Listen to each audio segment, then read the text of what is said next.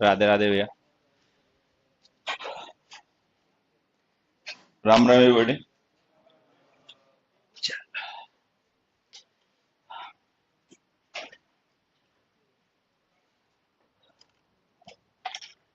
तो कल वाली कहानी कितने बच्चों को समझ में आई थी, ईमानदारी से बताएं एक बार।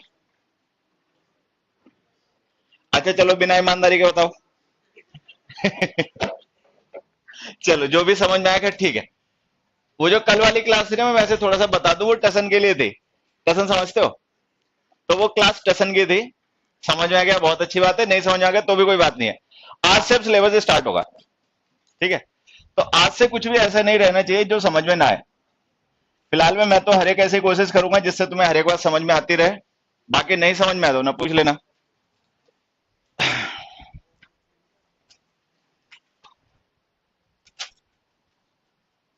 देखो, हम लोग अपना सिलेबस स्टार्ट करेंगे टेंस से।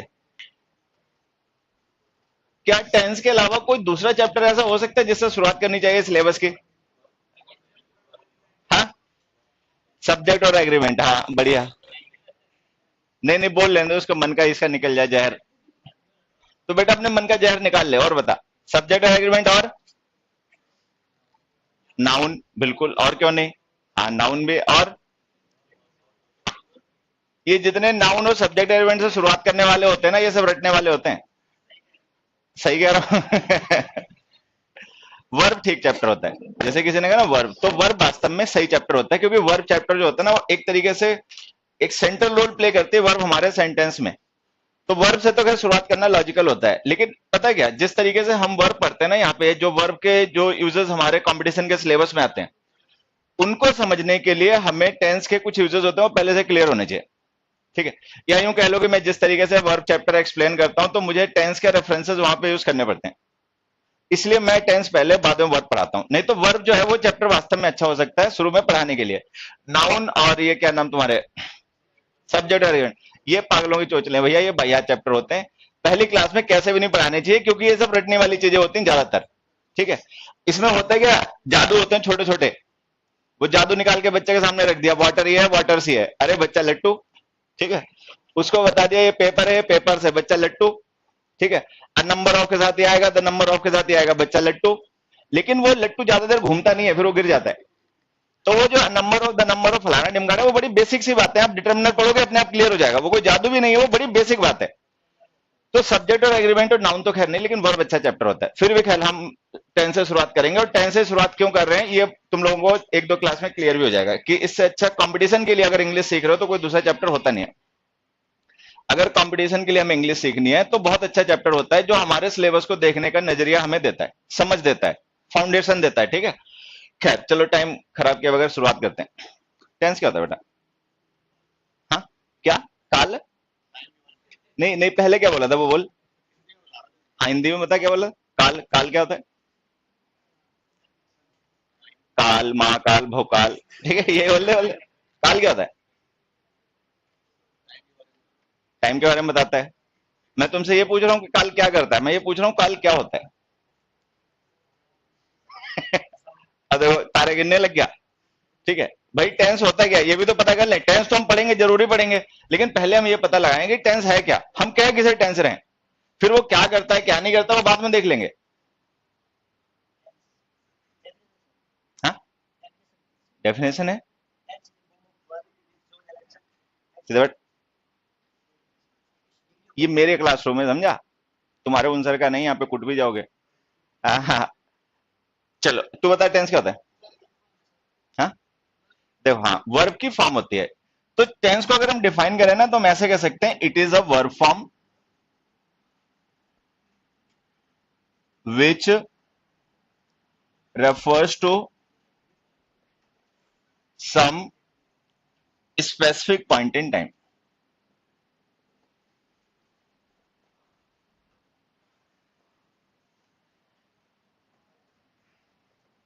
अब देखो, ये जो हमने डेफिनेशन लिखी है ना, ये डेफिनेशन दोनों चीजें क्लियर कर देती है। एक तो ये कि टेंस है क्या, वर्ब की फॉर्म है, ये पता चल गया। क्या करती है वर्ब की फॉर्म, जिसे हम टेंस कहते हैं, इस वर्ब की फॉर्म का काम होता है टाइम के किसी स्पेसिफिक पॉइंट को रेफर करना।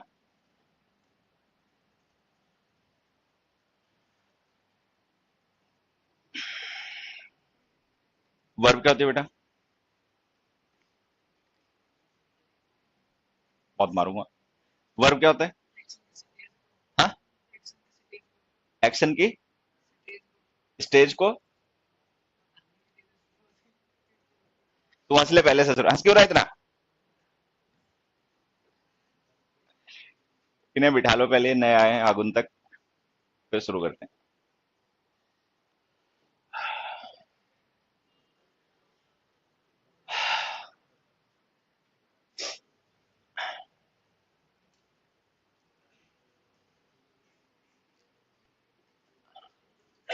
अगर सीट्स हैं साइड में तो स्पेस दे दो, ये लोग बैठ जाएं जल्दी से, क्लास शुरू हो।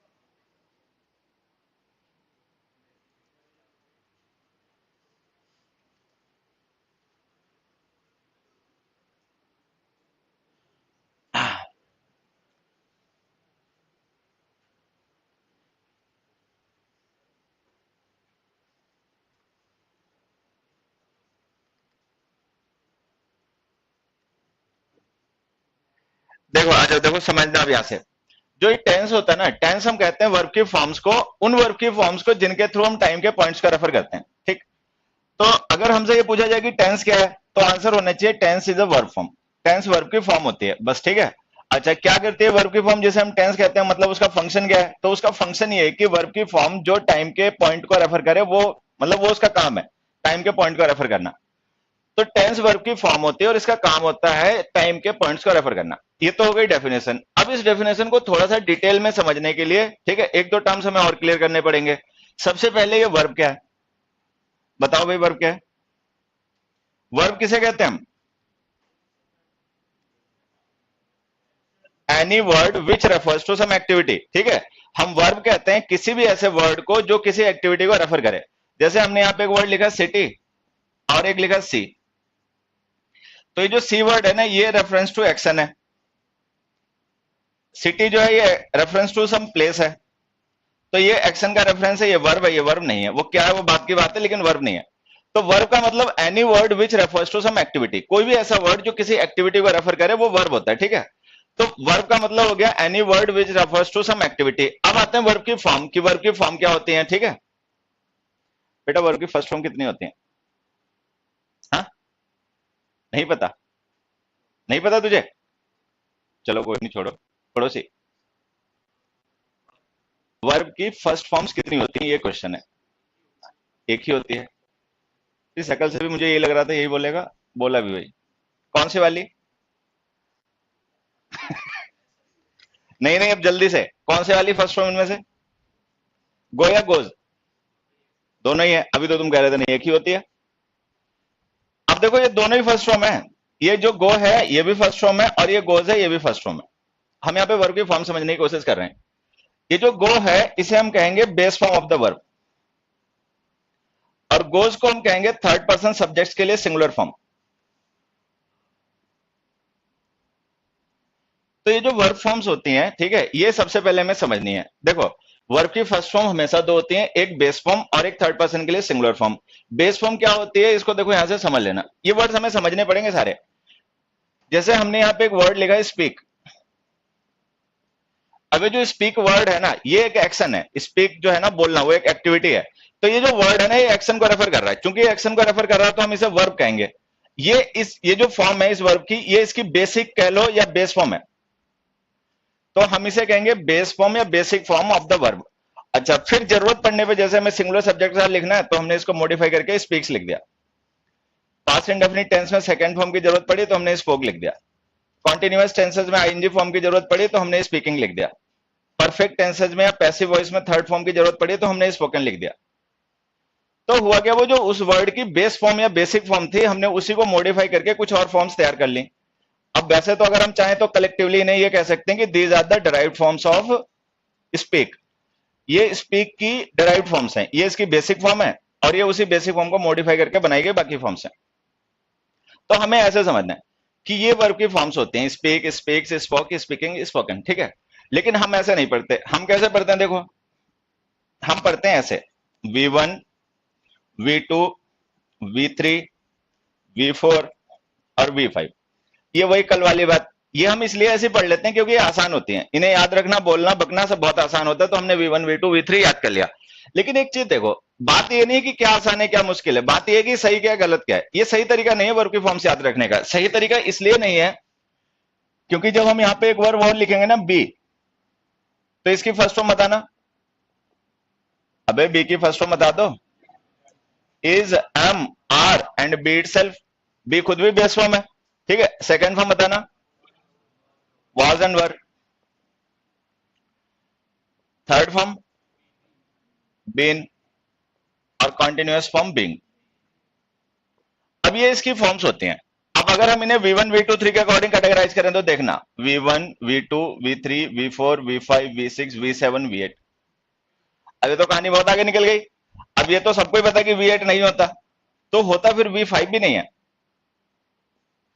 अच्छा, अगर V7 नहीं होता तो होता V4 भी नहीं है, और अगर V6 नहीं होता तो होता V3 भी नहीं है। तो ये जो वर्ब की फॉर्म्स को, मतलब ये चीजें हम इसलिए पकड़ लेते हैं शुरू में क्योंकि हमें आसान लगती हैं।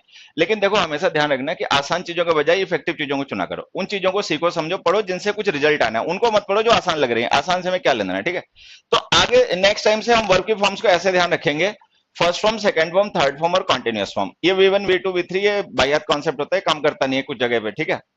First form, second form, third form और फोर्थ फॉर्म, ये वर्ब की फॉर्म्स होती हैं, ठीक। अब होता क्या, जब इन वर्ब की फॉर्म्स के थ्रू हम रेफर करते हैं टाइम के पॉइंट्स को, तो हम उसे टेंस कहते हैं। वर्ब की फॉर्म को अगर टाइम के पॉइंट को रेफर करने के लिए यूज किया जाए तो उसे टेंस कहते हैं।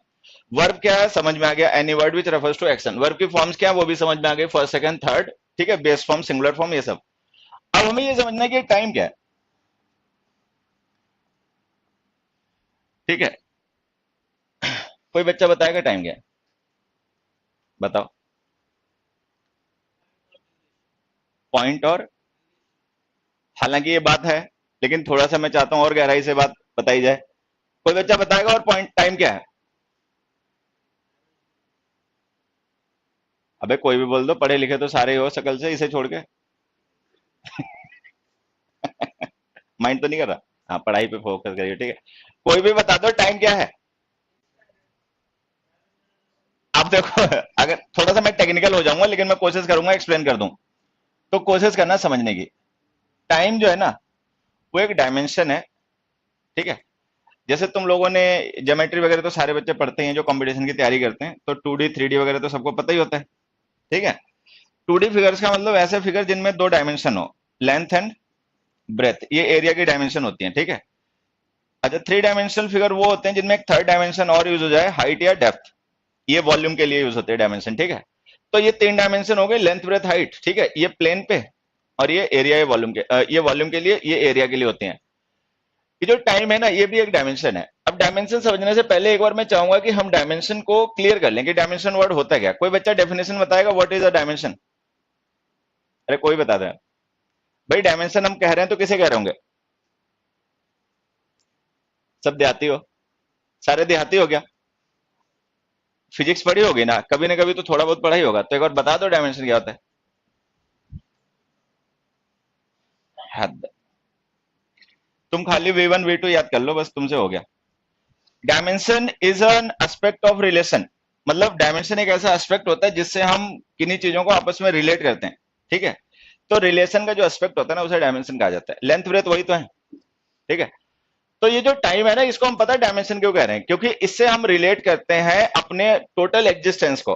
हमारे साथ जो भी होता है या हमारे आसपास जो भी होता है, उस हर एक इवेंट को रिलेट करने के लिए हमें कोई एक मतलब डायमेंशन चाहिए होती है, वो टाइम है।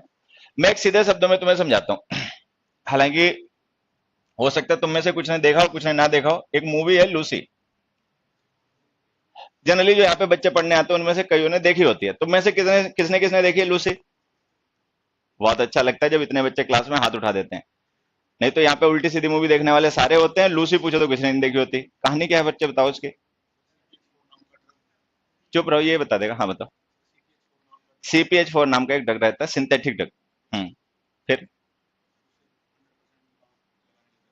दिमाग लगा लेते हैं 100%, ठीक है। और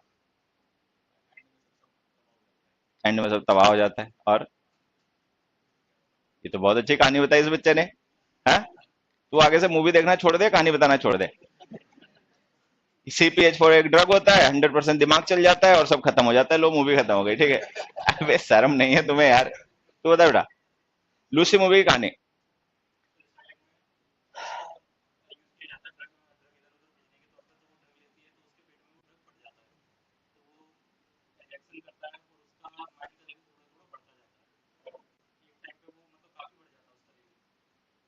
काफी कितना?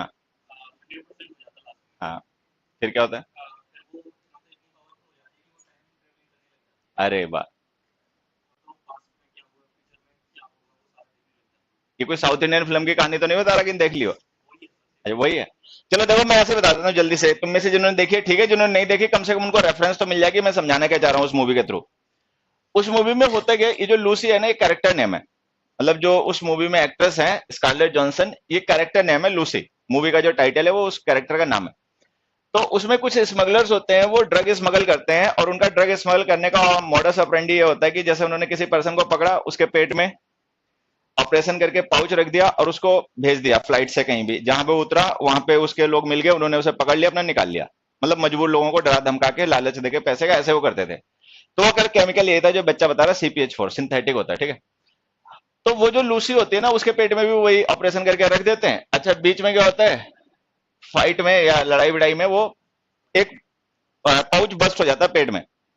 तो बस्ट हो जाने से क्या होता है, वो जो केमिकल CPH4 होता है वो उसकी बॉडी के साथ में रिएक्ट करने लगता है। रिएक्शन से क्या होता है, न्यूरॉन्स एक्टिव हो जाते हैं। तुम में से ज्यादातर बच्चे जानते होंगे न्यूरॉन्स, जो ना जानते हो मैंने बता देता हूँ, ये होती है यूनिट ऑफ नर्वस सिस्टम। हमारा जो नर्वस सिस्टम होता है उसकी यूनिट होती है, मतलब यूं कह लो कि ब्रेन की यूनिट होती है न्यूरॉन।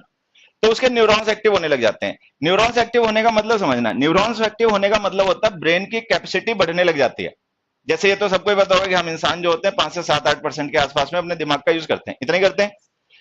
उस मूवी के रेफरेंस में अगर मैं बताऊं, खैर मुझे तो नहीं पता, लेकिन मूवी में जो एग्जांपल दिया उसके हिसाब से सबसे ज्यादा अपने न्यूरॉन्स का या अपने ब्रेन का यूज करते हैं डॉल्फिन्स।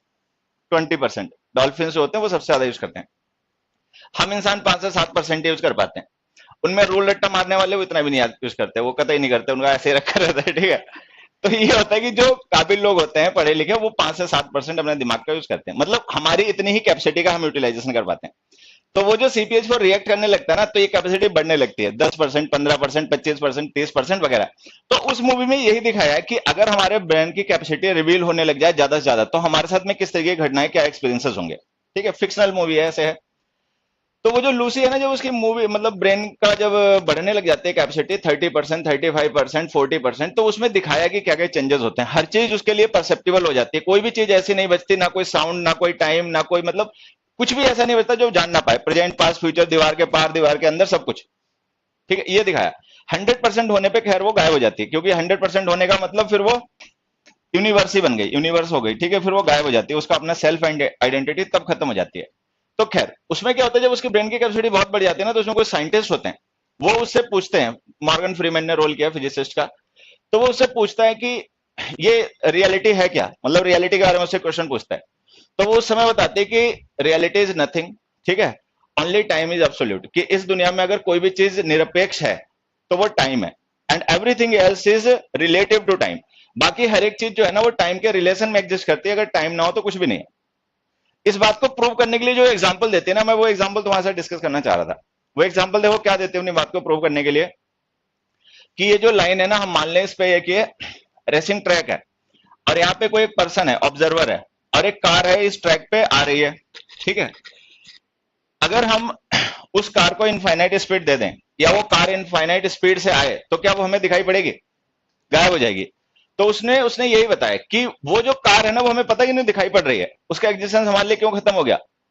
क्योंकि जिस टाइम के थ्रू हम उसको मेजर कर रहे थे, रिलेट कर रहे थे, जान पा रहे थे, वो टाइम अब्सेंट हो गया। देखो, टाइम तो वैसे फोर्थ डायमेंशन हो गई, जो हमेशा होती है, वो कभी अब्सेंट नहीं होता। लेकिन हम फिजिकल वर्ल्ड में जो फिजिकल क्वांटिटीज होती है ना टाइम की, तो फिजिकल वर्ल्ड में हम टाइम को मान लेते हैं या तो कोई पर्टिकुलर पॉइंट या कोई पर्टिकुलर ड्यूरेशन। जैसे देखो, अगर हम टाइम को एक लाइन के थ्रू रिप्रेजेंट करें, ठीक है, ये इधर पास्ट है, इधर फ्यूचर है, और ये प्रेजेंट है, तो हम टाइम को मानते हैं क्या? हम टाइम को मानते हैं कोई पॉइंट, मान लो ए हो गया और ये बी हो गया, तो हमारे लिए टाइम हो गया ए और हो गया बी, ये पॉइंट्स, या फिर इन पॉइंट्स के बीच का जो ड्यूरेशन है ये। तो हमारे लिए टाइम का मतलब होता है कोई पॉइंट जैसे 2 PM, या कोई ड्यूरेशन जैसे 2 आवर्स। तो हमारे लिए फिजिकल वर्ल्ड में टाइम का मतलब है कोई पॉइंट या कोई ड्यूरेशन, ड्यूरेशन का मतलब दो पॉइंट के बीच का इंटरवल, ठीक है। तो वो जो कार आ रही थी, वो जा रही थी ना, उसके बीच में जो इंटरवल था, उसी इंटरवल से रिलेट करके हम कार को जान पा रहे थे। अगर वो इंटरवल खत्म हो जाए, इनफाइनाइट स्पीड दोगे तो वो खत्म ही हो जाएगा, तो फिर वो कार हमारे लिए अब नोटिसेबल नहीं रही, वो गायब हो गई। तो वो अपनी बात को प्रूव करने के लिए एग्जांपल देती है कि only time is absolute in this universe and everything is else is related to relative to time. हर एक चीज जो है वो रिलेटिव टू टाइम है, मतलब निरपेक्ष केवल समय, बाकी सब सापेक्ष है। खैर, मैं बस तुम्हें यह समझाना चाहता था कि जब मैं यहाँ पे टाइम कहता हूं ना, तो टाइम का मतलब घड़ी या कैलेंडर का टाइम मत समझ लेना। टाइम का मतलब है एक ऐसा डायमेंशन जिससे हम अपने आसपास अपने साथ होने वाली घटनाओं को रिलेट करते हैं, ऐसे समझना।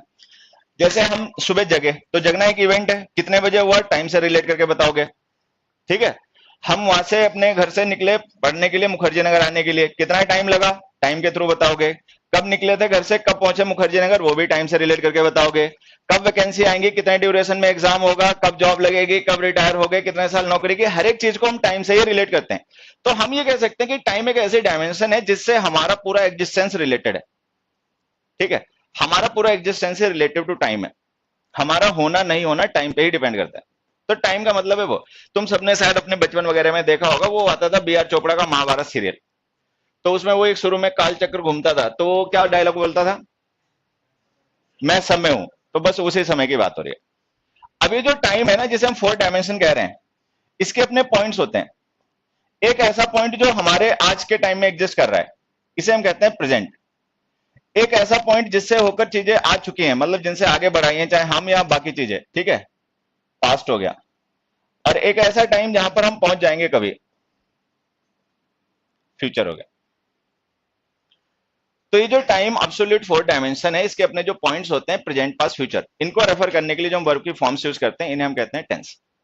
एक चीज और यहां पे समझा देता हूं, हम बार बार ये बात कह रहे हैं कि वर्ब की वो फॉर्म्स जो टाइम के पॉइंट को रेफर करें, उन्हें हम टेंस कहते हैं। तो क्या हम वर्ब की फॉर्म्स को टेंस के अलावा कुछ और भी कहते होंगे?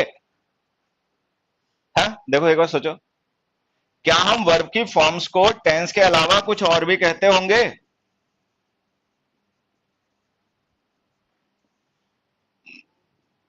हाँ, मूड, वॉइस, ये भी वर्ब की फॉर्म्स होती हैं, ये आगे पढ़ेंगे हम लोग। तो ऐसा नहीं है कि वर्ब की फॉर्म्स केवल टेंस होती हैं, वर्ब की फॉर्म्स मूड भी होती हैं, वर्ब की फॉर्म वॉइस भी होती है। ये भी हमारे कॉन्सेप्ट है और इन पे बेस्ट पेपर में क्वेश्चंस भी आते हैं, मतलब हमारे सिलेबस के कॉन्सेप्ट है, इन्हें भी हम आगे पढ़ेंगे। तो टेंस भी वर्ब की फॉर्म है, मूड भी वर्ब की फॉर्म है, वॉइस भी वर्ब की फॉर्म है, इनके फंक्शन अलग अलग होते हैं। टेंस वो वर्ब की फॉर्म्स होती हैं जिनका यूज हम करते हैं टाइम के पॉइंट्स को रेफर करने के लिए। टाइम के पॉइंट्स का मतलब प्रेजेंट पास्ट फ्यूचर। अगर हम वर्ब की फॉर्म के थ्रू प्रेजेंट पास्ट या फ्यूचर को रेफर करें तो हम उसे टेंस कहेंगे। अगर हम वर्ब की फॉर्म के थ्रू स्पीकर के इंटेंशन को एक्सप्रेस करें तो हम उसे मूड कहेंगे, ठीक है। मूड हम पढ़ते हैं टेंस खत्म हो जाने के बाद में, छोटा कॉन्सेप्ट होता है, एक ही दिन का। अच्छा, वॉइस हम कहते हैं उन वर्ब की फॉर्म्स को जिनके थ्रू हम ये रेफर करें कि उस वर्ब के साथ लिखा गया सब्जेक्ट जो है वो उस वर्ब का डूअर है या रिसीवर है।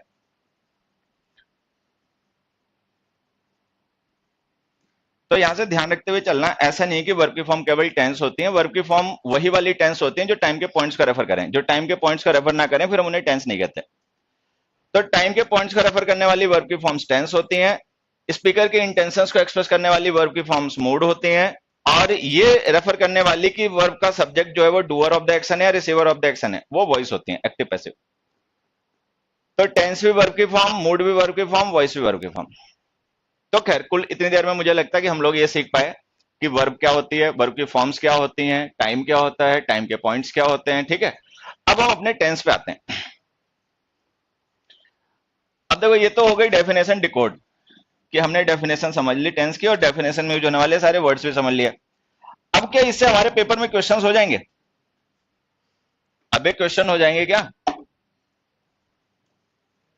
नहीं हो पाएंगे, क्योंकि उसके लिए हमें कॉन्सेप्ट सीखने पड़ेंगे टेंस के। कॉन्सेप्ट्स के लिए देखो हमें और क्या क्या सीखना पड़ेगा, दो बेसिक बातें, एक आइडेंटिफिकेशन ऑफ टेंसेस और एक करेक्शन ऑफ टेंसेस।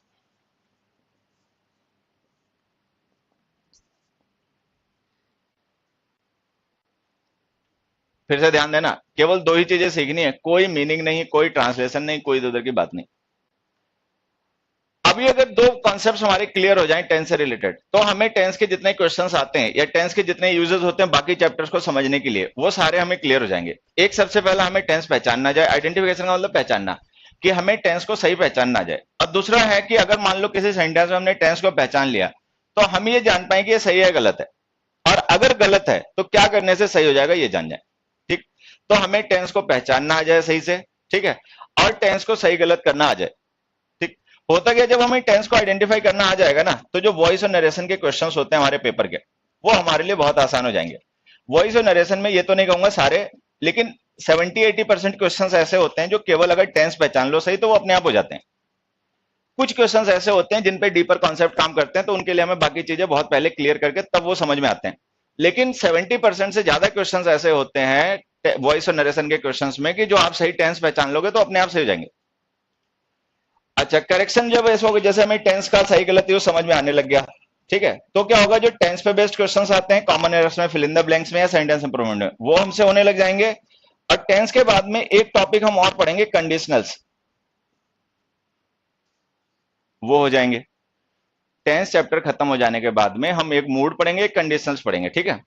तो वो जो कंडीशनल्स टॉपिक होता है ना हमारा, वो भी टेंस के यूजेस पे ही बेस्ड होता है। टेंस के यूजेस क्लियर होंगे, टेंस के कॉन्सेप्ट्स क्लियर होंगे तो कंडीशनल्स क्लियर हो जाएगा, नहीं क्लियर होंगे तो फिर वो रट्टा मानना पड़ेगा कि इफ में ये लिखा हो तो मेन क्लॉज में ये आएगा, यहां लिखा हो तो वो आएगा।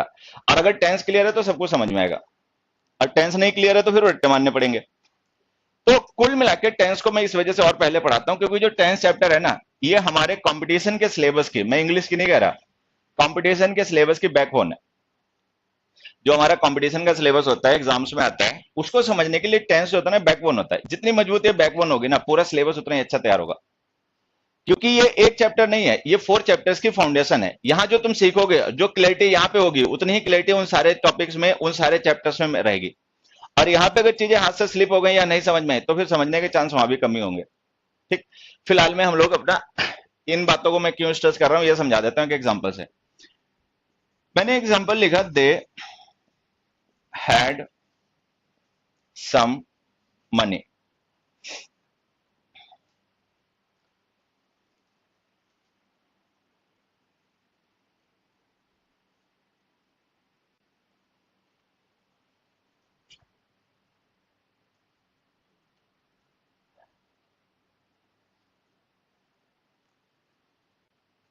इस सेंटेंस में कौन सा टेंस हुआ?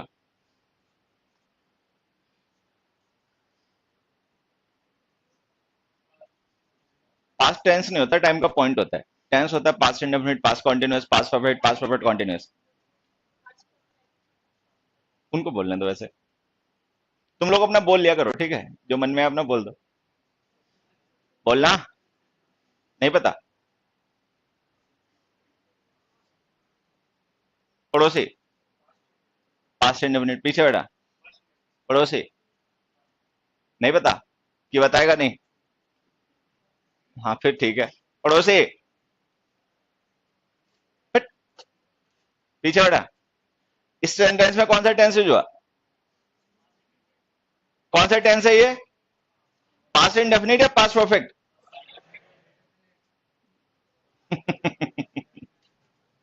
अच्छा एक चीज बताओ, ये हेड वर्ब है या हेल्पिंग वर्ब? ये वर्ब है, वर्ब है, मेन वर्ब है।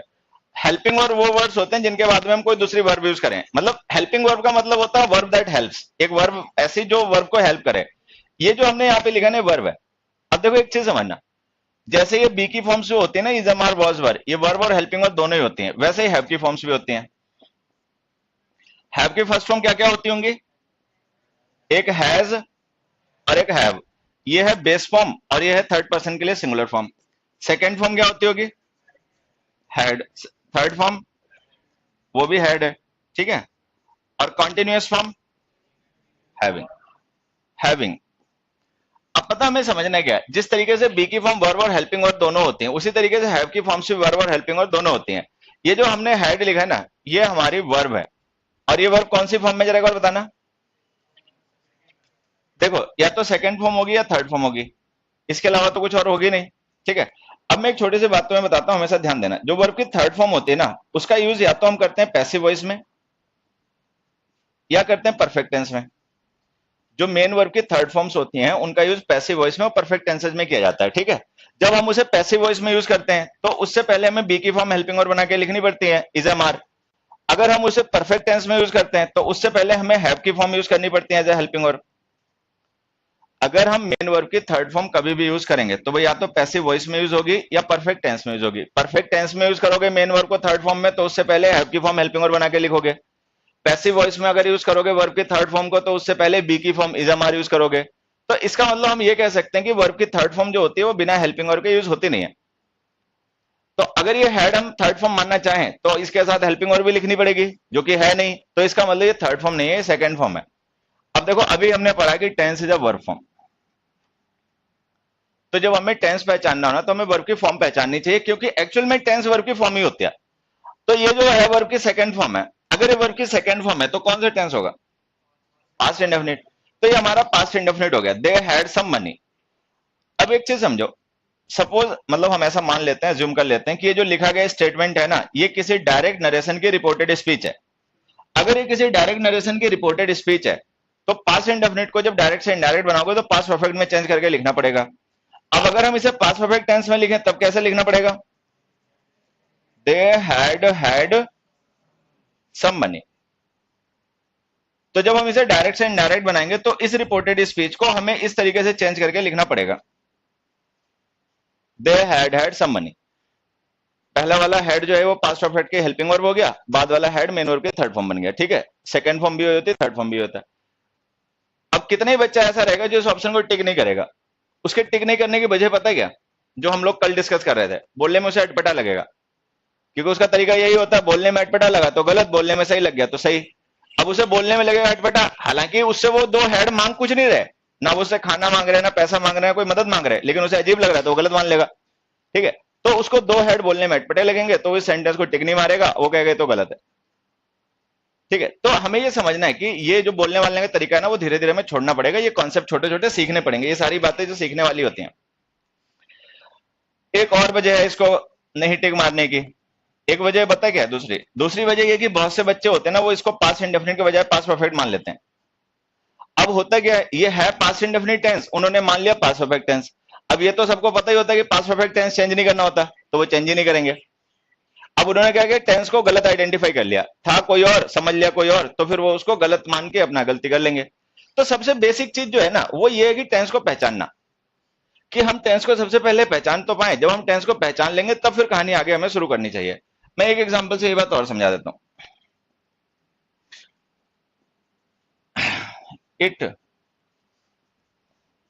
Hurt me, I am hurt by it, I was hurt by it।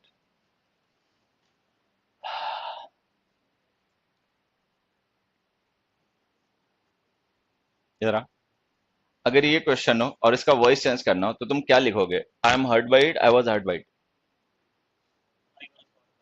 I am hurt by it क्यों नहीं लिखूं मैं तो I am hurt by it लिखूंगा, तो गलत क्यों हो गया मैं? हाँ बेटा क्यों? अच्छा एक चीज बता, तो छोड़ सारी चीजें, जब हम वॉइस चेंज करते हैं तो टेंस चेंज होता है? होता है। यहाँ पे देखो एक चीज और ध्यान देना, अगर तुम्हें पहले से ना पता हो, जब हम नरेशन चेंज करते हैं ना तो टेंस चेंज होता है, वो भी हमेशा नहीं होता, अगर रिपोर्टिंग और पास्ट में हो तो होता है, ठीक है, हमेशा वो भी नहीं होता। लेकिन जो हमारा वॉइस होता है ना उसमें कभी टेंस नहीं चेंज होता। फिर से समझ लो, ए क्या कर रहा है बेटा? फिर बोर्ड इधर है, तू पीछे क्या देख रहा?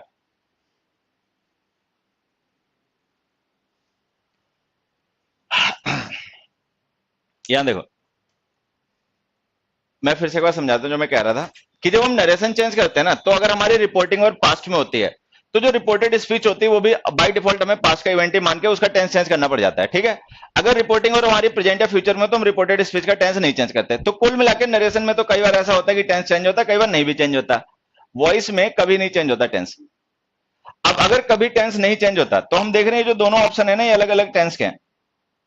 अगर ये अलग अलग टेंस के हैं तो हमें ये पता लगाना है कि हमारा क्वेश्चन जो है वो कौन से टेंस का है। अगर हम ये पता लगा लें कि हमारा क्वेश्चन कौन से टेंस का है, तो उसी टेंस का ऑप्शन हम टिक मार दें, क्योंकि टेंस तो चेंज होता नहीं है। ये चीज ध्यान देना हमेशा, वॉइस में कभी भी टेंस और मीनिंग नहीं चेंज होता। अब बेटा तुम इसका टेंस बताओ, ये जो हर्ट वर्ब हमने लिखी ना, कौन से टेंस में? First form. फर्स्ट फॉर्म नहीं है।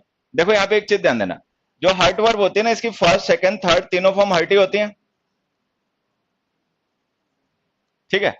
अब ये जो है ना, ये हर्ट फर्स्ट फॉर्म नहीं हो सकती। फर्स्ट फॉर्म इसलिए नहीं हो सकती क्योंकि इट हमारा सब्जेक्ट सिंगुलर है, हमें हर्ट्स लिखना पड़ता है, ठीक है। अच्छा, थर्ड फॉर्म हो नहीं सकती क्योंकि अभी हमने पढ़ा कि थर्ड फॉर्म बिना हेल्पिंग वर्ब के आती नहीं है, तो थर्ड फॉर्म हो नहीं सकती, फर्स्ट फॉर्म है नहीं, तो फिर एक ही ऑप्शन बचा सेकंड फॉर्म। सेकंड फॉर्म का मतलब पास्ट इंडेफिनिट टेंस, तो आंसर तो इसका वही सही है जो ये बता रहा था, बस इसका लॉजिक गलत था।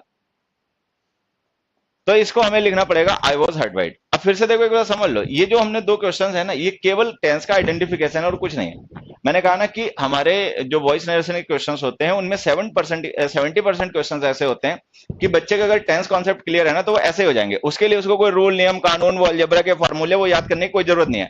वो जब उसको समझाया नहीं जाता तो अलजेब्रा के फॉर्मूले लिख दिए जाते हैं, ये हो तो वॉइस ऐसे चेंज होगा, ये हो तो नरेशन ऐसे चेंज होगा, ये तो ऑटोमेटिक अपने आप हो जाते हैं।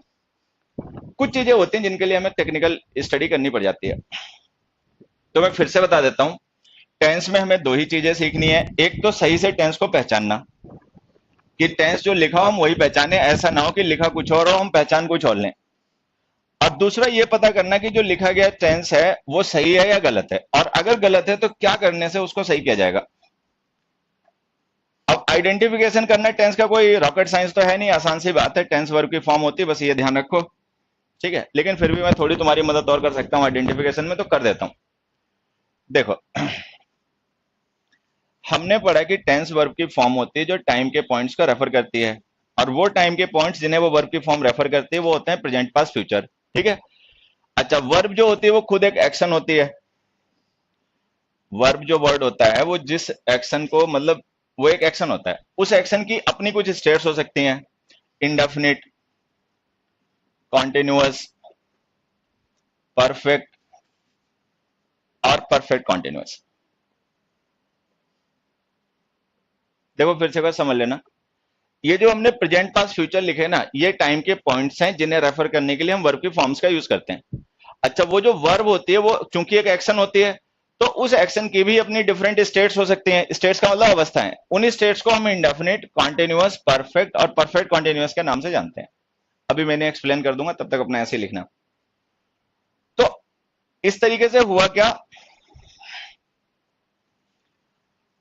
3 पॉइंट्स इन टाइम हो गए, 4 स्टेट्स ऑफ एक्शन हो गई, तो 4 3 12 टोटल टेंसेस हो गए। हर एक एक्शन की 4 स्टेट्स होती हैं और 3 पॉइंट्स होते हैं टाइम के, तो हर एक स्टेट को अगर हम एक एक पॉइंट में एक्सप्रेस करेंगे तो इस तरीके से हमारे पास 12 टोटल पॉसिबल टेंसेस होते हैं। तो किसी भी एक्शन के लिए हमारे पास पॉसिबल टेंसेस जो होते हैं, पॉसिबल टेंसेस का मतलब पॉसिबल वर्ब की फॉर्म्स, वो होती हैं 12। अभी जो ब्लॉक्स है ना, यही है वो टेंस। ये एक टेंस है, ये एक टेंस है, ये एक टेंस है, ये एक टेंस है।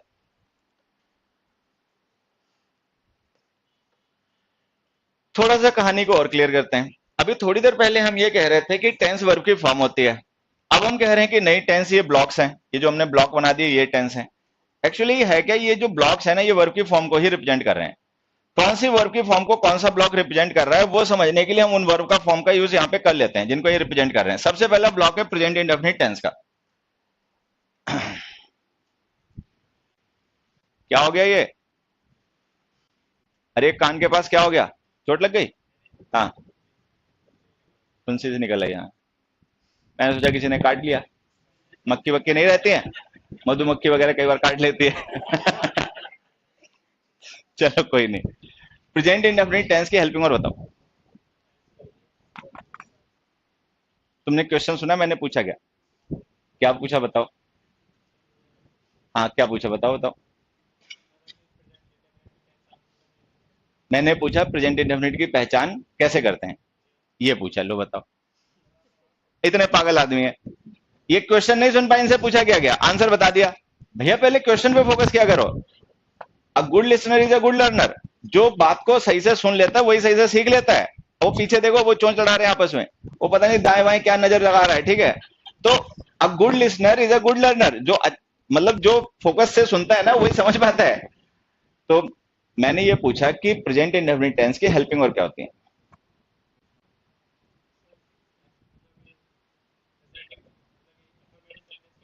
मैं चमका दूंगा, मैं और टाइप का हूं, बता रहा हूं। मैं जो पूछ रहा हूं आंसर वही दो बस। प्रेजेंट इंडेफिनिट टेंस की हेल्पिंग वर्ब क्या होती है? डू या डज, ठीक है। पड़ोसी, प्रेजेंट इंडेफिनिट टेंस की हेल्पिंग वर्ब।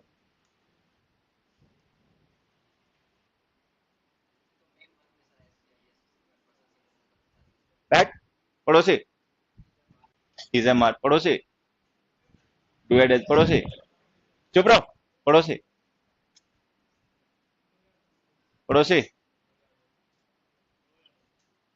कितने बच्चे ऐसे हैं जो ये मानते हैं कि डू डज डिड नहीं, is am are helping verb होते हैं present continuous, present indefinite tense की? तू भी है? बधाई हो गया तुम। ये अकेला काफी नहीं है, तुम भी उसका साथ देने आ गए। प्रेजेंट इंडेफिनिट टेंस की helping verb is am are नहीं होती है, डू डज होती है। अब देखो, हालांकि अब तक खैर जो भी गड़बड़ रही वो ठीक है, लेकिन अगली बार तुम ये गलत कभी नहीं करोगे अगर ये बातें ध्यान रखोगे जो अब बताई जाएंगी। होता क्या, जो हमारी मेन वर्ब्स होती है ना, कई बार हम उनके साथ में कुछ दूसरी वर्ब्स का यूज करते हैं, उन्हें हम कहते हैं ऑक्सिलरीज। ऑक्सिलरीज का मतलब हेल्पिंग वर्ब्स होता है फिलहाल में, ठीक है। एक काम करना, मैं एक एग्जांपल से समझा देता हूँ ऑक्सिलरीज की हमें जरूरत क्या होती है। हमने एक सेंटेंस लिखा, Ram will have been arrested. देखो यहां पे समझना, ये जो राम हमारा है ना सेंटेंस में, ये है सब्जेक्ट, और जो अरेस्टेड है ये वर्ब है, मेन वर्ब। और यूं कह लें ये एक्शन है, अरेस्ट करना एक एक्टिविटी है तो ये एक्शन है। उसके अलावा ये जितने वर्ड्स हमने लिखे ना, विल हैव बीन, ये सब है हेल्पिंग वर्ब्स। और ये सब हेल्पिंग वर्ब उस मेन वर्ब को हेल्प करने के लिए लिखी गई।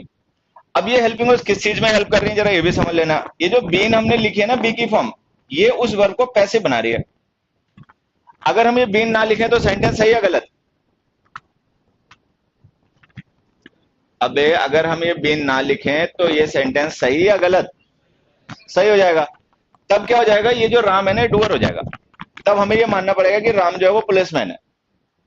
अच्छा, बीन लिख रहे हैं तो ये पैसिव है, पैसिव का मतलब ये डूअर ऑफ द एक्शन नहीं है, रिसीवर ऑफ द एक्शन है, तो इसका मतलब डूअर कोई और है और ये क्रिमिनल है। तो बीन नहीं लिखोगे तब भी सही होगा, लिखोगे तब भी सही होगा। तो जो बीन हेल्पिंग वर्ब है ना, वो वर्ब को एक्टिव पैसिव जो फॉर्म है वो मेंटेन कर रही है। अच्छा, हैव जो है ये स्टेट को रेफर करने के लिए वर्ब लिखी जाती है। अगर हम हैव लिख रहे हैं ना, तो इससे हमें ये पता चल रहा है कि जिस एक्शन की हम बात कर रहे हैं वो कंप्लीट स्टेट का एक्शन है, मतलब उसकी स्टेट है कंप्लीट। विल जो होता है ये प्रोबेबिलिटी शो करता है, इससे ये पता चलता है कि जिस एक्शन की हम बात कर रहे हैं वो फ्यूचर में होने वाला एक्शन है, तो ये टाइम को रेफर कर रहा है। मूर्खों, ये पीछे बैठे हुए देखो, एक चीज तुम्हें बता देता हूँ इन जनरल, ठीक है। बहुत सिंसियर हो, इंग्लिश सीखने का बहुत ज्यादा मन है, तो फिर यहाँ पे आना। नमूना हो, अभी तमीज नहीं है पढ़ने लिखने की, अभी इतना सीरियस नहीं हो अपने पढ़ाई लिखाई को लेकर, तो मुखर्जी नगर में और भी संस्थान है, वहां पे चले जाना। यहाँ पे तब आना जब बहुत सीरियस हो। मुझे नमूने बिल्कुल भी पसंद नहीं है। मुझे केवल पढ़ने वाले और मतलब पूछने वाले और ढंग से आगे बढ़ने वाले बच्चे पसंद है, और उनकी मार्केट में कोई कमी भी नहीं है। तो मैंने तुम्हें पहली क्लास में भी कल भी बताया था कि मुझे मूर्खों को खुश करने की कोई जरूरत पड़ती नहीं है। पढ़ने वाले बच्चे मुझे ढूंढ लेते हैं और अच्छे खासे नंबर में ढूंढ लेते हैं, तो मेरा उनसे काम चल जाता है, इससे ज्यादा की उम्मीदें भी नहीं है, ठीक है। तो अगर डिसिप्लिन नहीं है, सवूर नहीं है, तो फिर आना मत, क्योंकि 2 महीने 3 महीने तुमसे बर्दाश्त होगा नहीं, वास्तव में चीजें तुम्हें बड़ी टेढ़ी लगेंगी। यहाँ पे 3 महीने वही बच्चे बर्दाश्त कर पाते हैं जो कि बिल्कुल फोकस्ड हैं, जिन्हें एकदम पता है कि वो मुखर्जी नगर क्यों आए, किस लिए आए। वो इतनी मेहनत करने को तैयार होते हैं जितनी मैं उनसे करवाना चाहता हूँ, या जितनी मैं उनसे मेहनत करवाता हूँ वही कर पाते हैं। और जो भी मौज में है, जिनके भी जवानी चढ़ी हुई है, वो पढ़ नहीं पाते मेरे पास, ठीक है। तो सीरियस हो, डिसिप्लिन हो तो वेलकम, हिले हुए हो तो जो मैं कह रहा हूं वो समझ जाना। इरिटेट करते हैं ये, इनसे कुछ होगा भी नहीं ससुरों से, ये कुछ कर भी नहीं पाएंगे, इरिटेट और करेंगे पूरी क्लास में, ठीक है। ये किसी काम के नहीं, बोझ है ना, इनसे पढ़ाई लिखाई में इनसे दिमाग चलना, ठीक है ना, ये चार बातें समझ सकते। और बेमतलब अपने माँ बाप का पैसा मुखर्जी नगर में खराब करते घूम रहे हैं। तो खैर मेरी तो ऐसी कोई गरज नहीं, मैं खराब करवाऊं तुम्हारे माँ बाप का पैसा, कहीं और पे करना जाके। पढ़ा करो भैया, अच्छे बच्चे बनोगे तो सारी चीजें अच्छे से सीखोगे। क्लास के टाइम तुम चोंच लड़ाओगे, ठीक है, तो क्या तुम पढ़ोगे यार। हाँ, मुखर्जी नगर में असल में यही होता है। यहाँ पे क्या होता है, टीचर का ये रहता है कि तुम आओ पैसे दे जाओ, फिर उसके बाद चाहे तुम पीछे बैठ के हाथ में हाथ डाल लो, ठीक है, चाहे तुम फोन निकाल लो, चाहे तुम टांगे ऊपर करके लेट जाओ, चाहे तुम मुंह नीचे करके लेट जाओ, उसको कोई लेना देना नहीं है। हुल्लड़बाजी, ताली और मजाक और चुटकुला, लड़ाई भिड़ाई, ठीक है, आपसी रंजिश फलाना ढिमकाना सब नाटक होते हैं क्लासों में, बस पढ़ाई नहीं होती। बस टीचर पढ़ाएगा नहीं, बच्चे पढ़ेंगे नहीं, बाकी सब कुछ करेंगे, जितने ऊधम काटे जा सकते हैं वो सब काट लेंगे। मैं उनमें से नहीं हूं, मेरा सीन थोड़ा सा अलग है। मुझे केवल पढ़ाई वाले ही बच्चे चाहिए और मैं केवल पढ़ाने पसंद करता हूँ। इसके अलावा हुल्लड़ काटना, ताली बजवाना और नाटक करना और ये लड्डू खिलाना और ये रसगुल्ला खिलाना, ये मतलब मेरे टाइप वाला काम नहीं है, ठीक है। तो अच्छे से पढ़ो लिखो, जिंदगी में आगे जाओ, क्यों टाइम खराब कर रहे हो? ये टाइम बनने का होता है, बिगड़ने का नहीं होता। गलत गाइडेंस मिल जाता है, गलत लोग मिल जाते हैं तो हमें प्रभावित कर लेते हैं और हमारा टाइम जो किसी और चीज में लगना चाहिए था वो किसी और चीज में लगवा देते हैं। अब इतने समझदार अपने आप हो तो बहुत अच्छी बात है, नहीं तो बनना चाहते हो तो भी अच्छी बात है। अब हो भी नहीं, बनना भी नहीं चाहते हो, फिर तो तुम मेरे लिए बोझ हो जाओगे या मैं तुम्हारे लिए बोझ हो जाऊंगा। तो या तो समझदार हो, नहीं तो समझदार बनना चाहते हो, तब यहाँ पे आओ। हो भी नहीं, बनना भी चाहते नहीं हो, तो फिर क्यों ऐसी तैसी करा रहे हो यहाँ? चले आगे, ठीक है। मैं थोड़ा सा सेंटी हूं ऐसे। पढ़ना लिखना बहुत अच्छा काम है, लोगों ने मजाक बना के इसका रख दिया। पढ़ाने लिखाने से अच्छा कुछ हो नहीं सकता, ठीक है। लोगों की जिंदगी बदल जाती है, जिनको मतलब पढ़ाई लिखाई समझ में आ जाती है, उनके पास मौके ज्यादा आ जाते हैं। लोगों ने यहाँ पे मजाक बना के रख दिया। ऐसा करतब होते हैं, ठीक है, जैसे पता नहीं महफिल में बैठे कि क्लास में बैठे, पता नहीं चलता कुछ।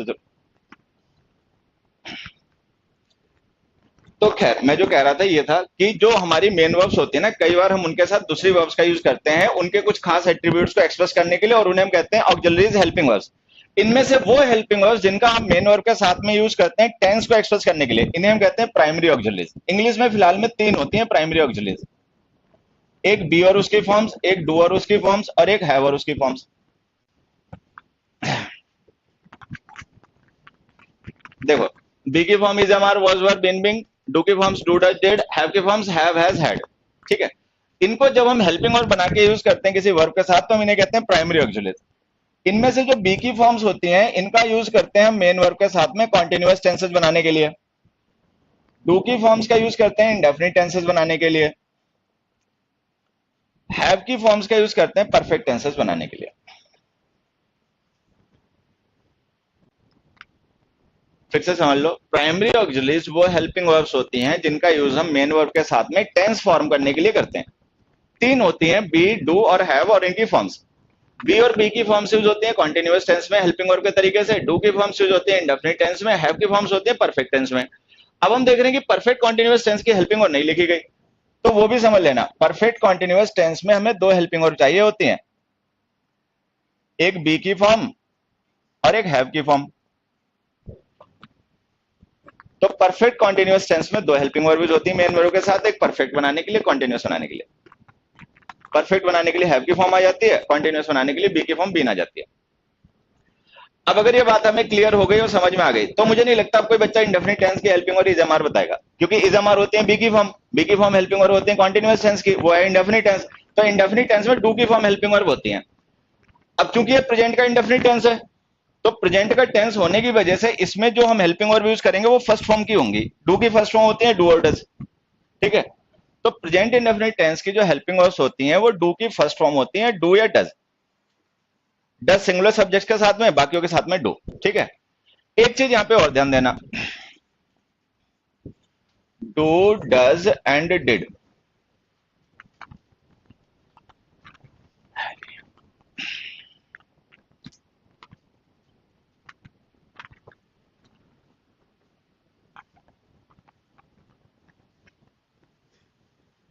देखो, डू, डज एंड डिड, ये जो तीनों हेल्पिंग वर्ब्स हम यूज करते हैं ना, इनके साथ मेन वर्ब की हमेशा फर्स्ट फॉर्म लिखा करो, बेस फॉर्म वाली, ठीक है।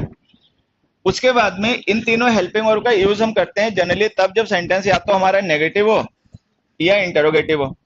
नेगेटिव या इंटरोगेटिव क्वेश्चंस में करते हैं। अच्छा, असर्टिव सेंटेंस में इनका यूज हम करते हैं किसी भी बात को कहते समय स्ट्रेस करने के लिए, I do help you, I did help them, वगैरह वगैरह। हालांकि वो स्पोकन का इशू है, उसका हमारे कंपटीशन के सिलेबस से कोई लेना देना है नहीं। तो हमें ये समझना है कि do, does, did helping verbs का यूज हम करते हैं मेन वर्ब की फर्स्ट फॉर्म के साथ हमेशा, और तब करते हैं जब सेंटेंस या तो हमारा क्वेश्चन हो या नेगेटिव हो। असर्टिव सेंटेंस में स्ट्रेस करने के लिए यूज किया जाता है, लेकिन वो स्पोकन का इशू है, वो हमारे कंपटीशन सिलेबस से रिलेटेड नहीं।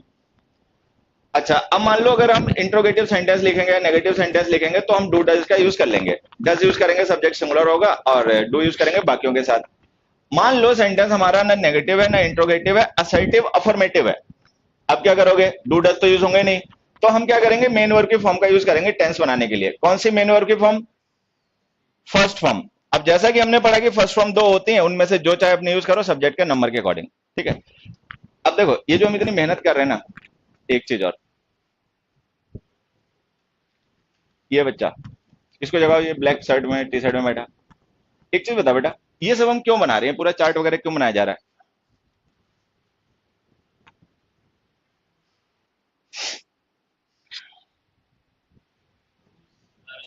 तेरा मुंह रूल सिखा रहे हैं। जब मैं पहली क्लास में कह देता हूँ रूल्स एक्सेप्शन से मुझे चिढ़ है। रूल सिखाने होते हैं ना, इतनी देर में मैंने 4 क्वेश्चन सिखा दिए थे तुम्हें, और अभी तक एक क्वेश्चन नहीं डिस्कस हुआ। मैं तुम्हें क्लियर करना चाहता हूं कि एक्चुअल में टेंस होता है क्या, ये कैसे काम करता है, ठीक है। और बता, ये सब हम क्यों नाटक कर रहे हैं? पड़ोसी, ये देखो, ये सब जो हम मेहनत कर रहे हैं, ये हम इसलिए कर रहे हैं कि हमें टेंस पहचानना आए बिना मीनिंग और ट्रांसलेशन के। क्योंकि मीनिंग और ट्रांसलेशन से ही हम गलतियां करते हैं। अगर मीनिंग ट्रांसलेशन छूट जाए, कॉन्सेप्ट समझ में आने लग जाए, तो गलतियां बंद हो जाए। तो ये जो सारी हम मेहनत कर रहे हैं, इस मेहनत की वजह ये है कि हम चाहते हैं कि टेंस पहचानना हमें आए वर्ब की फॉर्म की मदद से, ना कि मीनिंग और ट्रांसलेशन से। टेंस पहचानने के लिए हमें मीनिंग और ट्रांसलेशन ना करना पड़े, ठीक है।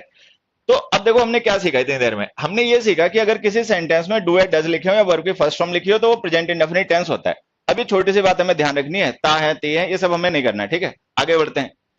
अब आ गया कॉन्टिन्यूअस टेंस। कॉन्टिन्यूअस टेंस में हेल्पिंग वर्ब होती है बी की फॉर्म। चूंकि ये प्रेजेंट का कॉन्टिन्यूअस है तो बी की फर्स्ट फॉर्म हेल्पिंग वर्ब का काम करेंगी। बी की फर्स्ट फॉर्म होती है इज, एम, आर। इनमें से किसी एक को सब्जेक्ट के नंबर के अकॉर्डिंग यूज करने के बाद में मेन वर्ब की एनजी फॉर्म को लिख दो, बन गया प्रेजेंट कॉन्टिन्यूअस टेंस। फिर आ गया परफेक्ट टेंस। परफेक्ट टेंस की हेल्पिंग वर्ब होती है हैव की फॉर्म। क्योंकि ये प्रेजेंट का परफेक्ट टेंस है तो हैव की फर्स्ट फॉर्म हेल्पिंग वर्ब का काम करेंगे। हैव की फर्स्ट फॉर्म होती है दो, हैज और हैव। उनमें से किसी एक को सब्जेक्ट के नंबर के अकॉर्डिंग लिखने के बाद में मेन वर्ब की थर्ड फॉर्म बन गया पैसिव। फिर आ गया परफेक्ट कॉन्टिन्यूअस। अब देखो प्रेजेंट का परफेक्ट है तो इसका मतलब हैज या हैव तो जरूरी लिखने पड़ेंगे। कॉन्टिन्यूअस का मतलब है वर्ब की एनजी फॉर्म भी जरूर लिखनी पड़ेगी। क्या हम हैज हैव के साथ में वर्ब की एनजी फॉर्म का यूज कर सकते हैं? नहीं कर सकते, क्योंकि हैज हैव के साथ हमेशा वर्ब की थर्ड फॉर्म आती है। एक वजह। दूसरी वजह, कोई भी कॉन्टिन्यूअस या परफेक्ट कॉन्टिन्यूअस टेंस बिना बी की फॉर्म के बनता भी नहीं है, ठीक है। अब अगर हम यहां पे बी की फॉर्म लिखना चाहें हैज हैव के साथ में तो कौन से लिख पाएंगे? थर्ड फॉर्म ही लिख पाओगे, बीन होती थर्ड फॉर्म। तो ये दो हेल्पिंग वर्ब हो जाएंगी, एक तो हैज या हैव में से कोई एक और एक बीन। अब यहां जाओ, past indefinite tense. Indefinite tense में डू की फॉर्म हेल्पिंग वर्ब बनती है। क्योंकि पास्ट का इंडेफिनिट है तो डू की सेकंड फॉर्म हेल्पिंग वर्ब का काम करेगी। डू की सेकंड फॉर्म होती है डिड, ठीक है। अच्छा, डिड के साथ वर्ब की कौन सी फॉर्म? हमेशा फर्स्ट फॉर्म, ठीक है। यहां पे ध्यान देना, डू, डज, डिड, इन तीनों के साथ हमेशा वर्ब की फर्स्ट फॉर्म लिखा करो। फिर हमने पढ़ा कि डिड का यूज हम तब करते हैं जब सेंटेंस नेगेटिव है, इंटरोगेटिव हो। अब मान लो सेंटेंस ना तो नेगेटिव है ना इंटरोगेटिव है, तो डिड तो यूज करना नहीं है, तब यूज करनी है वर्ब। कौन सी फॉर्म में? सेकंड फॉर्म में। फिर से समझ लो, मैं ये नहीं कह रहा कि डिड के साथ सेकंड फॉर्म लिखना, मैं ये कह रहा हूं जब डिड नहीं लिखना तो वर्ब के सेकंड फॉर्म लिखना पास्ट इंडेफिनिट टेंस बनाने के लिए, नहीं तो डिड के साथ फर्स्ट फॉर्म लिखना, ठीक है। अब देखो कितना आसान है, किसी भी सेंटेंस में अगर वर्ब के सेकंड फॉर्म लिखी हो या डिड लिखा हो तो वो पास्ट इंडेफिनिट होता है। आगे बढ़ते हैं। पास्ट कॉन्टिन्यूअस आ गया। कॉन्टिन्यूअस टेंस की हेल्पिंग वर्ब होती है बी की फॉर्म। क्योंकि ये पास्ट का कॉन्टिन्यूअस है तो बी की सेकंड फॉर्म हेल्पिंग वर्ब का काम करेंगी। बी की सेकंड फॉर्म कितनी होती है? दो होती है, वाज एंड वर। इनमें से किसी एक का यूज करेंगे और मेन और आईएनजी फॉर्म में लिखेंगे, बन गया पास्ट कॉन्टिन्यूअस।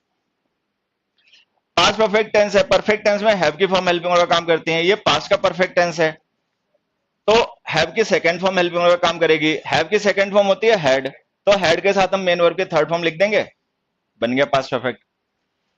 परफेक्ट कॉन्टिन्यूअस में एक हेड की फॉर्म यूज होगी, एक बी की फॉर्म बीन यूज होगी, फिर मेन वर्ब की आईएनजी फॉर्म। अगले में आ जाओ। अब आगे फ्यूचर के टेंसेस।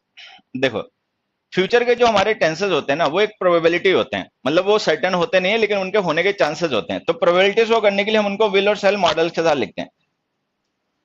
विल और सेल के साथ में वर्ब की फर्स्ट फॉर्म लिख दी तो ये फ्यूचर का इंडेफिनिट टेंस बन गया। अब हमें बनाना है फ्यूचर का कॉन्टिन्यूअस, तो फ्यूचर का मतलब विल सेल तो जरूरी आने हैं, कॉन्टिन्यूअस का मतलब है वर्ब की एनजी फॉर्म भी जरूर आनी है। लेकिन क्या ये दोनों एक साथ आ सकते हैं? क्या हम विल सेल के साथ में वर्ब की एनजी फॉर्म का यूज कर सकते हैं? नहीं। विल सेल मॉडल्स होते हैं, उनके साथ हमेशा वर्ब की बेस फॉर्म यूज होती है, ठीक है। एक, इसलिए गलत। दूसरी वजह क्या, कोई भी कॉन्टिन्यूअस टेंस बिना बी की फॉर्म के यूज के बनेगा भी नहीं। अब अगर हम कॉन्टिन्यूअस टेंस बनाने के लिए वहां पे बी की फॉर्म लिखें तो विल सेल के साथ में बी की कौन सी फॉर्म लिख पाओगे? बेस फॉर्म, जो कि बी खुद ही होता है, ठीक है। फ्यूचर परफेक्ट, फ्यूचर का मतलब विल सेल, परफेक्ट का मतलब हैव, फिर मेन वर्ब की third form. Future perfect continuous, future का मतलब विल सेल, परफेक्ट कॉन्टिन्यूअस का मतलब हैव बीन, फिर मेन वर्ब की एनजी फॉर्म।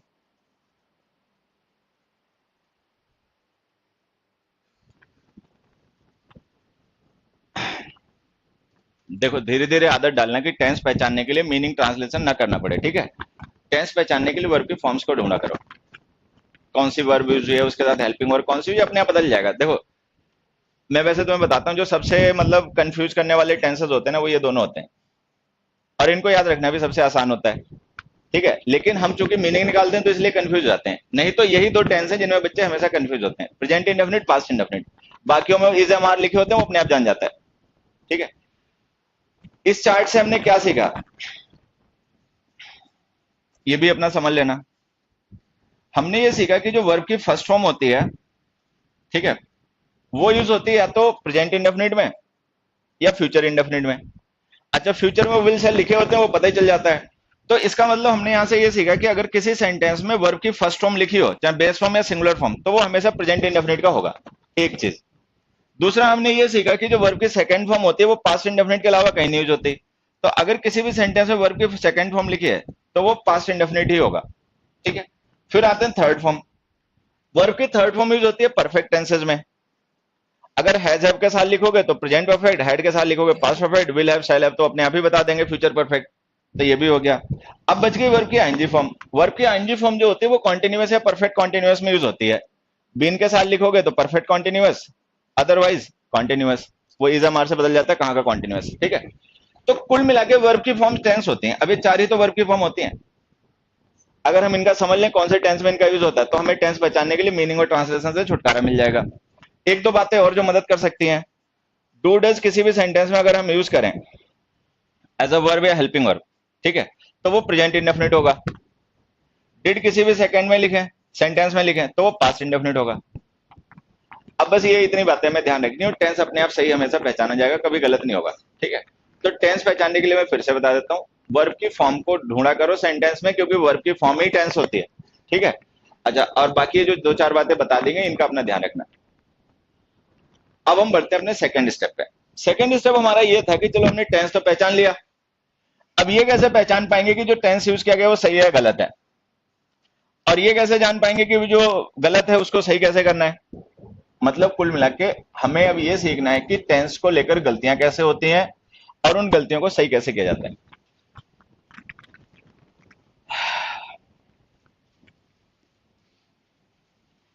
असल में टेंस पढ़ने का मतलब यही होता है, जो अब हम सीखेंगे ना, ये तो अभी तक जो हमने डिस्कस कर लिया, ये टेंस के बेसिक्स हैं जो पहले से बच्चों को आने चाहिए, लेकिन वो उन्हें पता होता होते नहीं, तो हमने इसीलिए उन्हें डिस्कस कर लिया।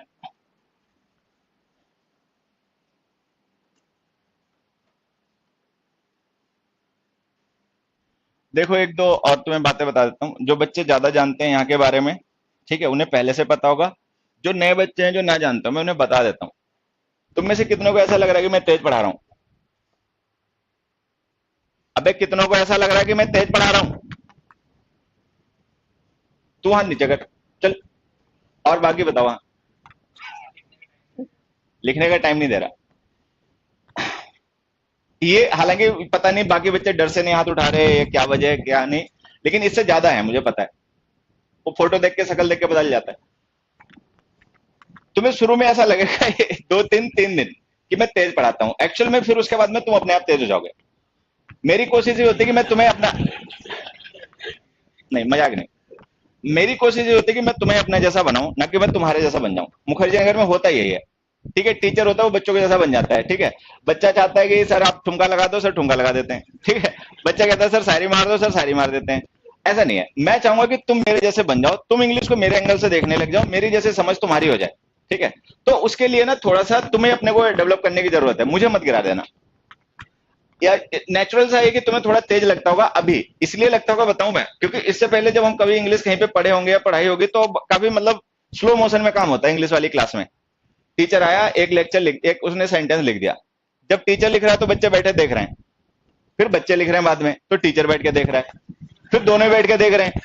ठीक है, तो ये नाटक होते हैं। ऐसे क्या जिंदगी जी रहे हो कीड़े मकोड़ों वाली। ये ऐसे पेपर हो जाएगा 250 नंबर का पेपर 2 घंटे में करने में पसीने छूट जाते हैं। तो वहां पे वही बच्चे कर पाते हैं जिनकी शुरू से मेहनत की आदत होती है। नहीं तो ये देखने और सुनने वाले इनके पेपर छूट जाते हैं आधे, तुक्के मार के भागाते हैं वहां से। ठीक है, तो इंग्लिश की क्लासेस में जनरली ऐसा ही होता है। बर्तन लाया गया तो इंग्लिश की क्लास में होता क्या, बड़ा स्लो मोशन में काम चलता है। टीचर लिख रहा है, बच्चे देख रहे हैं, फिर बच्चे लिख रहे हैं, टीचर देख रहा है, फिर दोनों बैठ के देख रहे हैं। ये नाटक होते रहते हैं। यहां पे ऐसा नहीं होता। You have to be on alert mode all the time. एक तो देखो, मेरी ऐसा नहीं कहता कि मैं कोई जानबूझ के ऐसा करता हूं, ये मेरा नेचर है थोड़ा सा तेज पढ़ना पढ़ाना। मैं पढ़ता भी बहुत तेज हूं, ठीक है, तो थोड़ा सा मेरा नेचर है। दूसरी वजह ये होती है कि मैं वास्तव में किसी बच्चे को मौका नहीं देना चाहता कि वो मेरे अलावा कहीं और पे ध्यान लगा ले। ये आज पहली क्लास में बैठे ना दोनों, इसलिए मक्कारी दे रहे हैं। 2-3 दिन में अगर ये यहाँ पे पढ़े तो ये सुधर जाएंगे ऑटोमेटिकली, क्योंकि इनके पास कोई दूसरा चारा नहीं होगा। मैं किसी भी बच्चे को क्लास में इधर उधर पढ़ाई के अलावा ध्यान नहीं देने देता। कहीं भी बैठो जाके कोने कोने में, मैं खींच दूंगा वहीं पे। ठीक है, पढ़ोगे तो पढ़ोगे और नहीं तो फिर भाग जाओगे मेरे पास, फिर रुकोगे भी नहीं। मतलब ये नहीं होगा कि तुम मेरे पास पढ़ो भी मौज लेके जाओ, पढ़ोगे तो पढ़ के जाओगे, नहीं तो भाग जाओगे। मैं गांव में भी ऐसे पढ़ाता था। या तो बच्चा भाग जाएगा और नहीं तो फिर बन के जाएगा वहां से। मजाल है कि वो मजाक करके चला जाए। ठीक है, तो थोड़ा सा तुम्हें लगेगा तेज है, लेकिन ऐसा है नहीं। वो धीरे धीरे तुम अपने आप अपग्रेड कर जाओगे। तब तक के लिए मैं तुम्हें उपचार बताता हूं। ज्यादातर बच्चे जो हमारे यहाँ पढ़ते हैं सारे बैचेज में, वो अपना ऑडियो रिकॉर्ड करते हैं। फोन में होता है ना ऑडियो रिकॉर्ड ऐप, तो तुम भी अपना ऑडियो रिकॉर्ड करोगे, नोट्स बनाओगे। ठीक है, घर जाओगे अपने सुनोगे फिर से, और फिर अपने नोट्स रिवाइज करोगे और ऑडियो रिकॉर्डिंग सुनोगे। मतलब रिवीजन रोज के रोज करके आना है, बस ये आदत डालनी है। 2-3 दिन में तुम अपने आप सही हो जाओगे। तुम्हें बिल्कुल भी नहीं लगेगा मैं तेज पढ़ाता हूँ। शुरू में सारे बच्चों को ऐसा ही लगता है जो यहाँ पे पढ़ने आते हैं, फिर धीरे धीरे वो सब यूज टू हो जाते हैं और वो सब इसी तरीके से पढ़ने के आदी हो जाते हैं। फिर वो कहीं दूसरी जगह नहीं पढ़ पाते, यहाँ पे दोनों बैठ के देखने लग जाते हैं। ठीक है, तो शुरू में तेज लगेगा, लेकिन अपना ऑडियो रिकॉर्ड करना, घर जाके रिवीजन करना, नोट्स अपने कोशिश करना, जो लिख लो जितना लिख लो अपना लिख लेना। असल में जब हम धीरे धीरे पढ़ाते हैं ना तो बच्चों को लेवरेज मिल जाती है, उन्हें मौका मिल जाता है पड़ोसी से बात करने का, फोन में व्हाट्सअप देख लेने का, ठीक है, यूट्यूब देख लेने का। मैं मौका किसी को नहीं देता। जब तक मैं क्लास में हूं तब तक रेल बनी रहेगी। उसके बाद जो जाके तुम्हें करना है करो, जाके मेरे साथ रेल बनाओ। और ऐसा नहीं कि मेहनत मैं तुमसे करवाता हूँ, मैं खुद भी करता हूँ। मैं खुद भी मेहनत करने पसंद करता हूँ। मैं सारे बैचेज में इतनी एनर्जी के साथ ऐसे ही खींच के पढ़ाता हूँ। तो मेहनत का असर में ईमानदारी का कोई तोड़ नहीं है ना। आप कोई भी चीज पाना चाहते हो तो बस 2 ही काम करो, ईमानदार हो, किसी को ठगो नहीं, किसी किसी चोरी बेईमानी नहीं करो, और मेहनत करो दबा के, जितनी कर सकते हो उतनी। जितनी मेहनत कर लोगे रिजल्ट उतनी जल्दी पा जाओगे, और जितना मेहनत से दूर भागोगे उतनी देर हो जाएगी। तो खैर, अब हम करते हैं करेक्शन कि सेंटेंसेज में टेंस को सही गलत कैसे पहचानो, कैसे किया जाता है। इसके लिए एक छोटा सा कॉन्सेप्ट हमारा बच रहा है, उसको हमें और क्लियर कर लेने की जरूरत है। जैसे अभी हमने पढ़ा था कि जो वर्ब होती है ना, वो एक्चुअली एक एक्शन होती है। जो वर्ब्स होती हैं वो एक्शंस होती हैं। और फिर हमने कहा उन एक्शंस की अपनी डिफरेंट स्टेट्स होती हैं, जिनको हम indefinite, continuous, perfect, perfect continuous के नाम से जानते हैं। तो ये जो चारों टर्म्स है ना, इंडेफिनिट, कॉन्टिन्यूअस, परफेक्ट और परफेक्ट कॉन्टिन्यूअस, ये थोड़ा सा हमें क्लियर करने की जरूरत है। क्योंकि ये क्लियर हुए तो टेंस अब अपने आप समझ में आएगा। हमें कुछ याद नहीं करना पड़ेगा, कोई रूल नहीं, कोई रट्टा नहीं, कोई एक्सेप्शन नहीं, कोई बकवास नहीं। इंडेफिनिट, कॉन्टिन्यूअस, परफेक्ट और परफेक्ट कॉन्टिन्यूअस।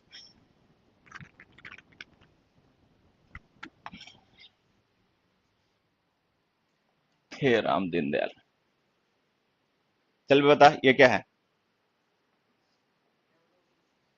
ये चारों क्या है, इंडेफिनिट, कॉन्टिन्यूअस, परफेक्ट और परफेक्ट कॉन्टिन्यूअस क्या है। बहुत मारूंगा। क्या है फिर से बता। इंडेफिनिट, कॉन्टिन्यूअस, परफेक्ट और परफेक्ट कॉन्टिन्यूअस क्या है। एक्सप्रेशन ऑफ टाइम है। और बता और क्या है। अब ये ध्यान, ये होती है गड़बड़। अगर बच्चा आपके साथ फोकस नहीं होगा ना, बच्चा आपको 1-1 मिनट अपना नहीं दे रहा है, 1-1 सेकंड अपना नहीं दे रहा है, तो वो क्या करेगा, तुम कहोगे कुछ वो सुनेगा कुछ, तुम बताओगे कुछ वो समझेगा कुछ। होता क्या है कि लोग वो समझते हैं जो वो सुनते हैं, लोग वो नहीं समझते जो आप कहते हो। वो जो फ्रीक्वेंसी है ना, वो लेवल पे लानी पड़ेगी कि वो तुम वही समझो जो मैंने कहा है। तुम वो मत समझो कि तुमने सुन लिया, क्योंकि बहुत ज्यादा चांसेस है कि तुम वही समझोगे जो तुमने सुना है। अच्छा तुम सुनोगे वो है नहीं जो मैंने कहा, क्योंकि तुम्हारा ध्यान इधर उधर था। वो तभी हो पाएगा जब हम 100% एक दूसरे के साथ डिवोटेड होंगे। तुम पूरा मुझे समझ दे रहे होगे और मैं पूरा समय तुम्हें दे रहा हूंगा, तब रिजल्ट आएगा। नहीं तो खाना पूर्ति हो जाती है। कोचिंग ले ली लेकिन वो भाई भाग के तीन ही पात मिलते हैं हर बार। ये स्टेट्स ऑफ एक्शन है, ये जो हमने लिखी है ना। अब जैसे मैं पूछ रहा हूं ये क्या है, अब ये बता रही है टाइम के पॉइंट्स हैं, पता नहीं क्या क्या नाटक कर रहा है। ये है states of action. Indefinite, continuous, perfect, perfect continuous जो है ये स्टेट्स ऑफ एक्शन है, एक्शन की स्टेट्स हैं।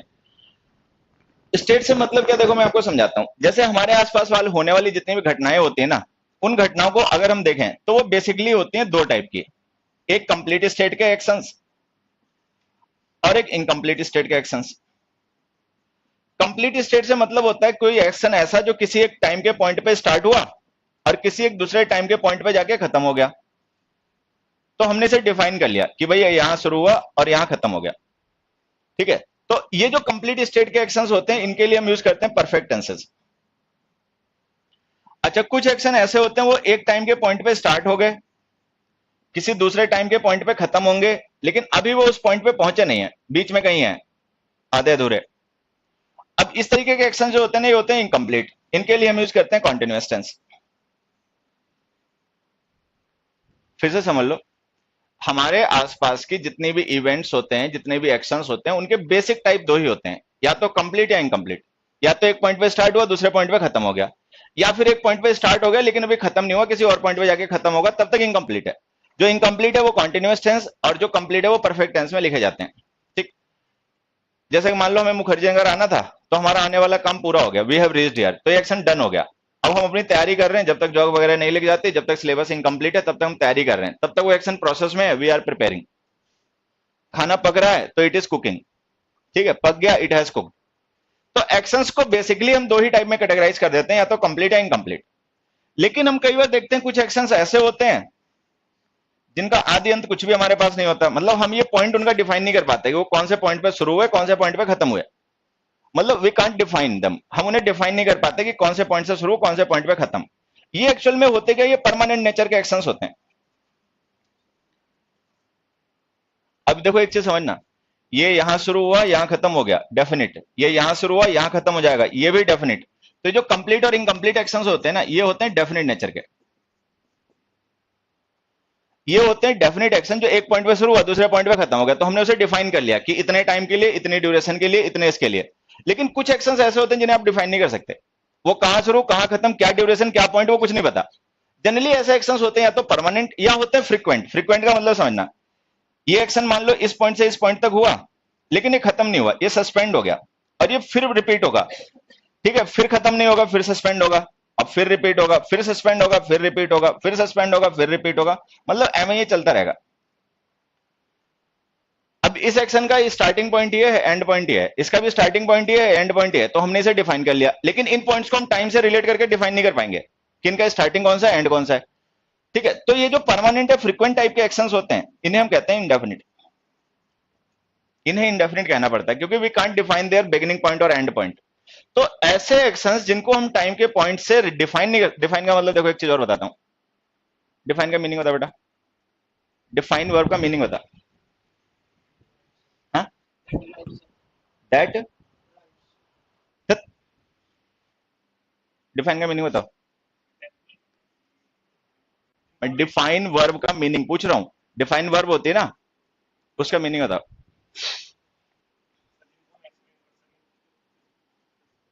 तुम तो सीरियस लग रहे हो, ये तो चलो वैसे ही लगता है, लेकिन तुम तो सीरियस कैंडिडेट लग रहे हो, तो बता बे।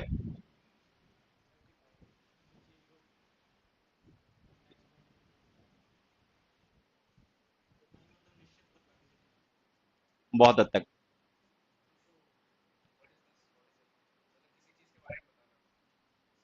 तुम्हारे लिए मैं, चलो अभी 2 दिन काट लेते हैं डेमो वाले, फिर बोलूंगा। डिफाइन का मतलब होता है लिमिट करना, हालांकि और भी मीनिंग होते हैं। डिफाइन का मतलब किसी चीज की डेफिनेशन देना, एक डिफाइन का मतलब होता है लिमिट कर देना, पढ़ा होगा तुम लोगों ने। डिफाइन का मतलब किसी चीज को लिमिट कर देना, मतलब उसकी बाउंड्री सेट कर देना, यहां से यहां तक। यहां पे डिफाइन का मतलब यही होता है, जब हम किसी एक्शन को डेफिनेट कहते हैं ना, तो इसका मतलब हमने उस एक्शन को लिमिट कर लिया, पॉइंट आउट कर लिया कि ये वाला यहां से लेके यहां तक। अच्छा, जो इंडेफिनिट होते हैं वो ऐसे एक्शंस होते हैं जिनको हम लिमिट नहीं कर सकते, मतलब हम जिनकी लिमिट सेट नहीं कर पाते, कहां से शुरू कहां पे खत्म, ठीक है। तो जो एक्शन ऐसे होते हैं कंप्लीट या इनकम्प्लीट, वो तो हमारे परफेक्ट और कॉन्टिन्यूअस टेंस में चले जाते हैं, लेकिन कुछ एक्शन ऐसे होते हैं जिनको हम इस तरीके से रिप्रेजेंट नहीं कर सकते, क्योंकि उनको हम डिफाइन नहीं कर पा रहे हैं वो कहां शुरू है कहां खत्म होंगे। ठीक है, वो एक्शंस या तो होते हैं परमानेंट या होते हैं फ्रीक्वेंट, इन्हीं को हम कहते हैं इंडेफिनिट। तो इंडेफिनिट स्टेट उन एक्शंस की होती है जो या तो परमानेंट हो या फ्रीक्वेंट हो। परमानेंट और फ्रीक्वेंट एक्शंस। इंग्लिश मुश्किल है नहीं, लेकिन इंग्लिश मूर्खों ने मुश्किल बना दी। बच्चे को सुना सुना के चुटकुले, सुना सुना के शायरी, खिला खिला के लड्डू। ठीक है, बस इंग्लिश नहीं पढ़ाना, बाकी सब करना। नहीं तो इंग्लिश आसान है, आप बच्चे के साथ मेहनत करो, उससे मेहनत करवाओ, रिजल्ट आएंगे। ऐसा नहीं है रिजल्ट नहीं आएंगे, लेकिन टीचर भी मेहनत करना नहीं चाहता, बच्चे तो कोई मेहनत नहीं करना चाहते। कहीं का बच्चा मेहनत नहीं करना चाहता, फीस दे देगा, क्लास अटेंड करेगा, बस मेहनत करने से पता नहीं क्यों भागना चाहता है। तो जो परमानेंट या फ्रीक्वेंट एक्शंस होते हैं, ठीक है, ये होते हैं इंडेफिनिट, क्योंकि हम इनको डिफाइन नहीं कर पाते टाइम के स्केल पे। अच्छा, फिर आ गया कॉन्टिन्यूअस, ये तो पता ही चल गया। Temporarily going on actions. Temporarily going on actions, कोई भी ऐसा एक्शन जो टेम्पररली एक पर्टिकुलर पॉइंट के लिए चल रहा है, प्रोसेस में। टेम्पररी वर्ड पे ध्यान देना।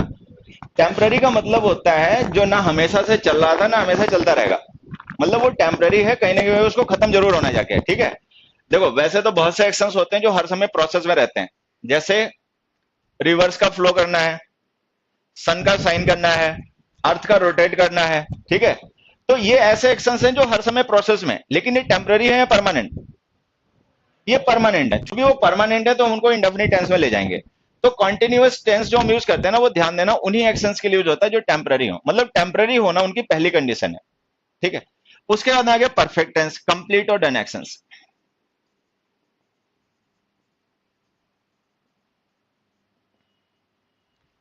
कंप्लीट और डन एक्शंस,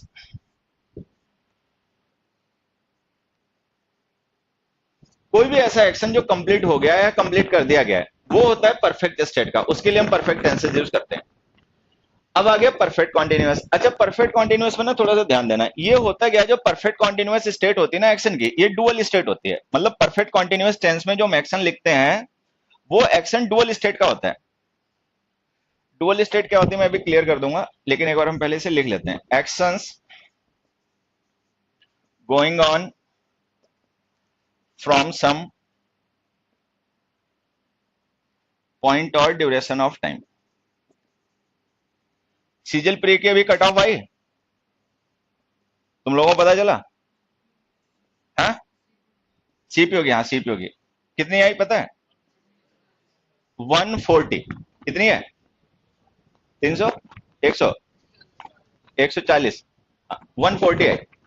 अब यहाँ पे देखो चीजें मुश्किल हो रही हैं, मतलब कंपटीशन बढ़ रहा है। पहले इतने बच्चे सीजल सीपीओ की तैयारी करने वाले नहीं आते थे, अब क्या है, एमटेक बीटेक इतने बच्चे काबिल आते हैं पेपर देने के लिए। ठीक है, एग्जाम का स्टैंडर्ड बढ़ गया, नहीं एग्जाम का स्टैंडर्ड बढ़ गया, और कम से कम कट ऑफ तो देखो कहां की कहां पहुंच गई। 80-82 कट ऑफ हुआ करती थी और 140 पहुंच गई। ठीक है, 80-82 से 85 से सीधे 140 पहुंच गए। लेकिन टीचर्स आएंगे बच्चे को डेमो क्लास में ऐसे दिखाएंगे कि जैसे सरकारी नौकरी पाना तो बस चुटकी बजाने का काम है, बस फीस जमा कराओ, बस बैठ बैठ के ताली बजाओ और जॉब लग जाएगी तुम्हारी। उसको डेमो क्लास में उसको झाड़ पे टांग दिया, उसकी जॉब भी लगवा दी, उसकी पेंशन भी दिलवा दी, उसकी शादी भी करवा दी, सब जिंदगी उसकी खुशहाल करवा दी। डेमो क्लास में उसको ऐसा झाड़ पे टांगा, ऐसा झाड़ पे टांगा कि वो गिरा तो उसके दांत भी नहीं बचे। तो ये रियलिटी है, रियलिटी कुछ मुश्किल है, रियलिटी टफ है, हार्श है। उसको फेस करने के लिए तैयार रहो कि चीजें आसान नहीं है, मुश्किल है, मेहनत करोगे ईमानदारी से तो काम होगा, नहीं तो नहीं होगा। 140 कट ऑफ हर एक के बस की बात नहीं होती है, ताली बजा के नंबर नहीं आता 140, मेहनत करनी पड़ती तब आता है। और 140 पे काम नहीं हुआ ना, अभी तो मेंस पढ़ाई है, अभी और भी तो बाहर होंगे। 140 आने का मतलब जॉब पाना भी नहीं है, अभी तो फिर मेंस का पेपर देना है, 200 नंबर की इंग्लिश झेलनी है। तो चीजें मेहनत से होंगी, होंगी जरूर, क्योंकि हमारे तुम्हारे लोग के बीच, हमारे तुम्हारे बीच के ही लोग तो जॉब लेते हैं, कोई मंगल ग्रह वाले तो नहीं आ जाते, हमारे तुम्हारे बीच के ही बच्चे जॉब लेते हैं, तो तुम भी ले सकते हो, लेकिन उसके लिए मौत से काम नहीं होगा। ये टीचर हमारी जड़ काट देते हैं, ये पहली क्लास में हमें सब लगवा देते हैं, बेल्ट टेल्ट इंस्पेक्टर बनवा दे, टोपी लगवा दी, सब प्रमोशन निर्वसन सब दिलवा देते हैं, उन्हीं के चक्कर में बातों में आके हम अपनी कटवा लेते हैं। तो मेहनत करो भैया, मेहनत करो, मेहनत का कोई तोड़ नहीं है, ना कभी था ना कभी है। परफेक्ट कॉन्टिन्यूअस टेंस में कह रहा था ये एक्शन की डुअल स्टेट होती है। डुअल स्टेट हम क्यों कह रहे हैं, देखो मैं समझाता हूं आपको। हमने यहां पे एक सेंटेंस लिखा, इट इज रेनिंग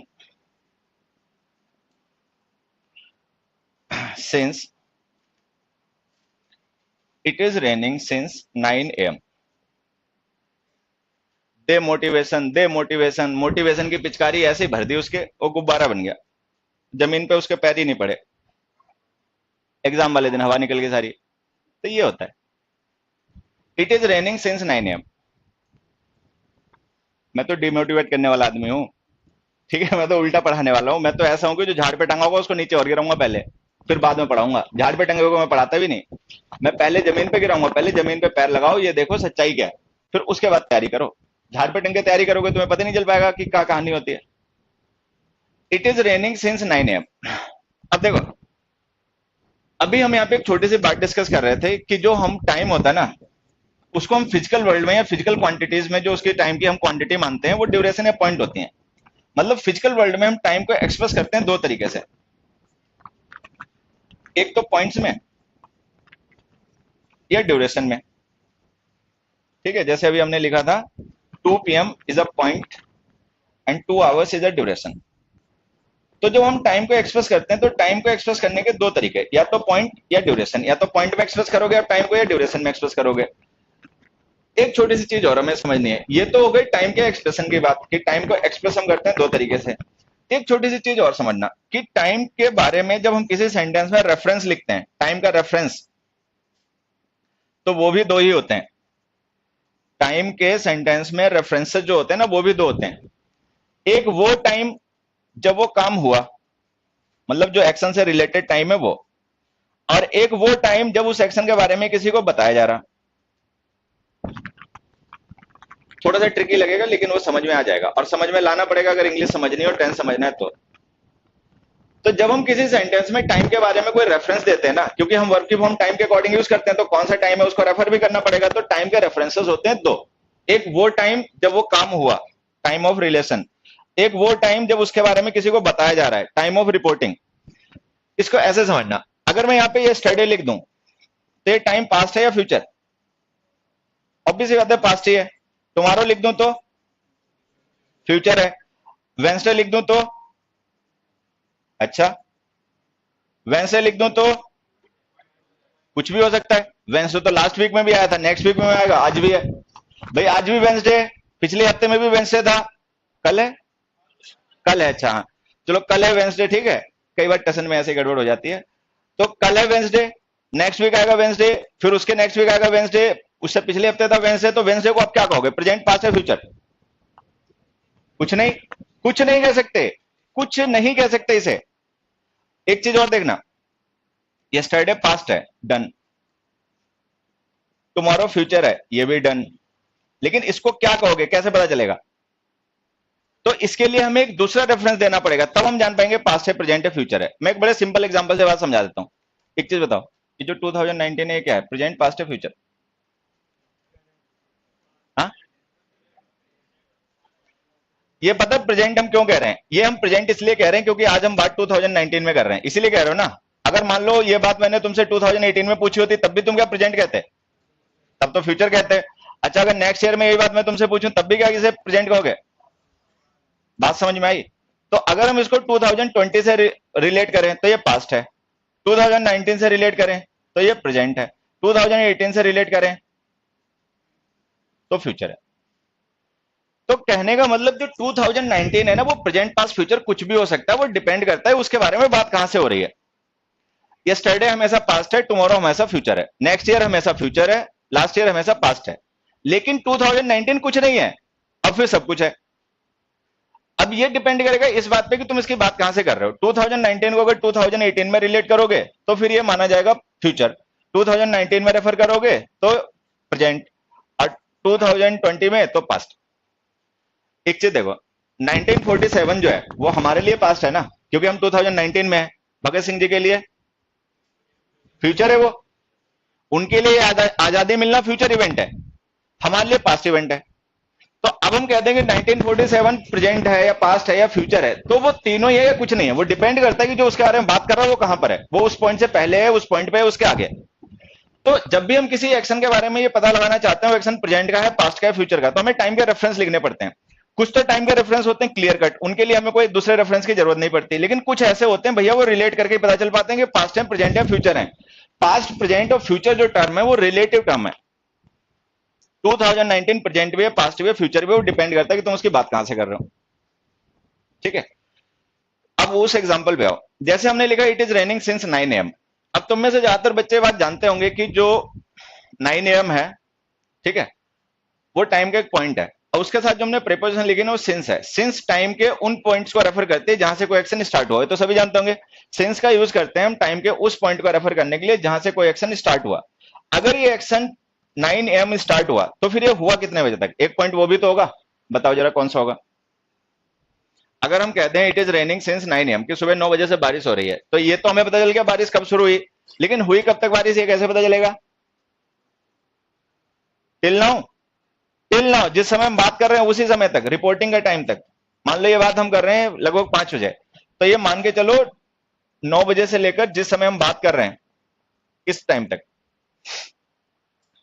तो देखो ये वो पॉइंट हो गया जहां से काम शुरू हुआ, ये वो पॉइंट हो गया जहां पे हम इसके बारे में बात कर रहे हैं। ठीक है, और इन दोनों पॉइंट्स के बीच की जो ड्यूरेशन है वो एक्शन का कंप्लीशन शो कर रही है, ऐसा है कि नहीं? और ये कंप्लीशन कैसा है, टोटल या पार्सल? ये पार्सल कंप्लीशन है। पार्सल कंप्लीशन क्यों है? क्योंकि वो एक्शन अभी बंद नहीं हुआ, अभी आगे भी चलता रहेगा। तो मतलब जिस एक्शन के बारे में हम बात कर रहे हैं वो एक्शन ऐसा नहीं है स्टॉप हो गया, वो भी प्रोसेस में ही है, वो है इनकम्प्लीट। लेकिन जब से वो स्टार्ट हुआ और जब हम उसके बारे में बात कर रहे हैं उस बीच में उसने पार्सल कंप्लीशन अचीव कर लिया। ठीक है, 8 आवर्स का। तो अब हम एक ऐसे एक्शन के बारे में बात कर रहे हैं जो पार्सली, मतलब पार्सली का मतलब जिसका एक पार्ट कंप्लीट है और एक पार्ट इनकम्प्लीट है। तो हमें एक ऐसा टेंस लिखना पड़ेगा जो इस पार्सल कंप्लीशन को और इस फर्दर इनकम्प्लीशन को दोनों को एक साथ में एक्सप्रेस करे। ये काम करते हैं परफेक्ट कॉन्टिन्यूअस टेंस। तो परफेक्ट कॉन्टिन्यूअस टेंसेस जो होते हैं उनका यूज हमें तब करना पड़ता है जब हमें किसी एक्शन को रेफर करना हो जो आधा कंप्लीट आधा इनकम्प्लीट है, एक पार्ट कंप्लीट है एक पार्ट इनकम्प्लीट है। अच्छा, वो जो कंप्लीट पार्ट होता है वो हमें पता तभी चल पाता है जब या तो हम वो पॉइंट लिखें जहां से वो एक्शन स्टार्ट हुआ या वो ड्यूरेशन लिखें। अच्छा, पॉइंट लिखो या ड्यूरेशन लिखो इससे फर्क कोई नहीं पड़ता। क्यों फर्क नहीं पड़ता है समझना। मान लो अगर मैं 5 बजे ये कहूं कि सुबह 9 बजे से बारिश हो रही है, तो इसका मतलब बारिश होते हुए कितना टाइम हो गया होगा? 8 घंटे। अगर मैं 5 बजे ये कहूं कि 8 घंटे से बारिश हो रही है, तो इसका मतलब बारिश कब शुरू हुई होगी? 9 बजे। तो इसका मतलब इससे कोई फर्क नहीं पड़ेगा कि तुम पॉइंट लिखोगे ड्यूरेशन, पॉइंट लिखोगे तो ड्यूरेशन अपने आप निकाल ली जाएगी, ड्यूरेशन लिखोगे तो पॉइंट अपने आप पता चल जाएगा। तो कुल मिला के चाहे पॉइंट लिखो या ड्यूरेशन लिखो, कोई भी एक अगर लिखोगे ना तो ये पता चल जाएगा कि इस एक्शन में एक पार्ट कंप्लीट है और एक पार्ट इनकम्प्लीट है। तो हमें एक ऐसा टेंस लिखना पड़ेगा जो उन दोनों को एक साथ एक्सप्रेस करे। परफेक्ट कॉन्टिन्यूअस टेंस से काम करते हैं। तो देखो ये जो परफेक्ट कॉन्टिन्यूअस टेंस होता है ये हम उन एक्शंस के लिए यूज करते हैं जो इनकम्प्लीट हैं लेकिन उनका एक पार्ट कंप्लीट है। वो जो पार्ट कंप्लीट है उसका पता तभी चलता है जब हम या तो पॉइंट लिखें ड्यूरेशन लिखें। अगर हम पॉइंट या ड्यूरेशन ना लिखें तो पता नहीं चल पाएगा कितना पार्ट कंप्लीट हुआ, तो फिर हमें कॉन्टिन्यूअस टेंस यूज करना पड़ेगा। जैसे कि अगर हमने ये सिंस 9 AM ना लिखा होता तो वो सही था, अगर केवल इतना लिखा होता इट इज रेनिंग तो वो सही है। 9 AM लिखा तो हमें पता चल गया कि 9 बजे से लेकर जिस समय हम बात कर रहे हैं उस समय तक ये एक्शन कंप्लीट है, उसके आगे भी इनकम्प्लीट है। तो अब परफेक्ट कॉन्टिन्यूअस टेंस लिखना पड़ेगा। तो जब किसी इनकम्प्लीट एक्शन के साथ में, किसी भी इनकम्प्लीट एक्शन के साथ में हम उसका पॉइंट या ड्यूरेशन और टाइम लिख देते हैं तो हमें उसे परफेक्ट कॉन्टिन्यूअस टेंस में लिखना पड़ता है। फिर से एक बार समझा देता हूं। जो हमारे आसपास के एक्शंस होते हैं जिनको हम वर्ब की फॉर्म्स के थ्रू रिप्रेजेंट करते हैं, जिन्हें हम टेंस कहते हैं, ठीक है, वो बेसिकली दो टाइप के होते हैं, एक कंप्लीट और एक इनकम्प्लीट। कंप्लीट वो होते हैं जो किसी एक पॉइंट पे शुरू हुए और दूसरे पॉइंट पे खत्म हो गए। इनकम्प्लीट वो होते हैं जो किसी एक पॉइंट पे स्टार्ट हुए हैं, दूसरे पॉइंट पे जरूर खत्म होंगे लेकिन उस समय जब उनके बारे में बात की जा रही तब नहीं खत्म है। ठीक है, तो जो कंप्लीट होते हैं उन्हें हम लिख देते हैं परफेक्ट टेंस में, जो इनकम्प्लीट होते हैं उन्हें लिख देते हैं कॉन्टिन्यूअस टेंस में। और फिलहाल में ये दोनों एक्शन होते हैं डेफिनेट नेचर के। ये डेफिनेट इसलिए होते हैं क्योंकि हम इनको डिफाइन कर लेते हैं टाइमलाइन पे, हम इनको टाइमलाइन पे पॉइंट कर देते हैं यहां से लेकर यहां तक। तो इनको हम चूंकि लिमिट कर सकते हैं, डिफाइन कर सकते हैं, तो ये डेफिनेट होते हैं। अच्छा, कुछ एक्शंस ऐसे होते हैं जिनको हम पॉइंट लाइन मतलब टाइम लाइन पे डिफाइन नहीं कर सकते कि उनका स्टार्टिंग पॉइंट है एंड पॉइंट क्या है। ठीक है, वो एक्शंस या तो परमानेंटली वैसे ही रहते हैं जैसे वो है, या फिर वो एक फ्रीक्वेंसी पे बार बार रिपीट होते रहते हैं, इसीलिए हम उनका पॉइंट डिफाइन नहीं कर पाते कि इनका एंड पॉइंट कौन सा है। ठीक है, वो एक्शंस होते हैं इंडेफिनिट। तो जो परमानेंट या फ्रीक्वेंट एक्शंस होते हैं वो इंडेफिनिट होते हैं। सीधे शब्दों में कहें, बेसिक स्टेट दो हैं, कंप्लीट और इनकम्प्लीट। जो ना कंप्लीट है ना इनकम्प्लीट है वो इंडेफिनिट है। और जो कंप्लीट इनकम्प्लीट दोनों ही है वो परफेक्ट कॉन्टिन्यूअस है, ठीक है। तो परफेक्ट कॉन्टिन्यूअस जो होता है ये एक्शन की दोनों स्टेट शो करता है, एक पार्ट कंप्लीट एक पार्ट इनकम्प्लीट। तो जो कंप्लीट इनकम्प्लीट दोनों ही है वो परफेक्ट कॉन्टिन्यूअस टेंस में लिखा जाएगा, जो कंप्लीट इनकम्प्लीट कुछ नहीं है वो इंडेफिनिट टेंस में लिखा जाएगा, और जो कंप्लीट इनकम्प्लीट है वो तो जान ही जाओगे, कंप्लीट है तो परफेक्ट टेंस, इनकम्प्लीट है तो कॉन्टिन्यूअस टेंस, ठीक है। तो ये जो हमने पढ़ा ना आज की पूरी क्लास में, ये एक्चुअल में टेंस का स्ट्रक्चर है, हम ये कह सकते हैं कि ये फाउंडेशन है, इसी पे टेंस को हम सीखते हैं। अब ज्यादा जबरदस्ती मैं नहीं करना चाहता, आज के लिए हम बाय करेंगे, कल मिलेंगे और कल से हम लोग क्वेश्चंस और कॉन्सेप्ट स्टार्ट करेंगे। ये कुल मिला के टेंस का फाउंडेशन था, बढ़िया से अपना रिवीजन करना, समझना, और कल से क्वेश्चन स्टार्ट करते हैं। आज के लिए सभी को बाय, और मेहनत किया करो, अच्छे बनो।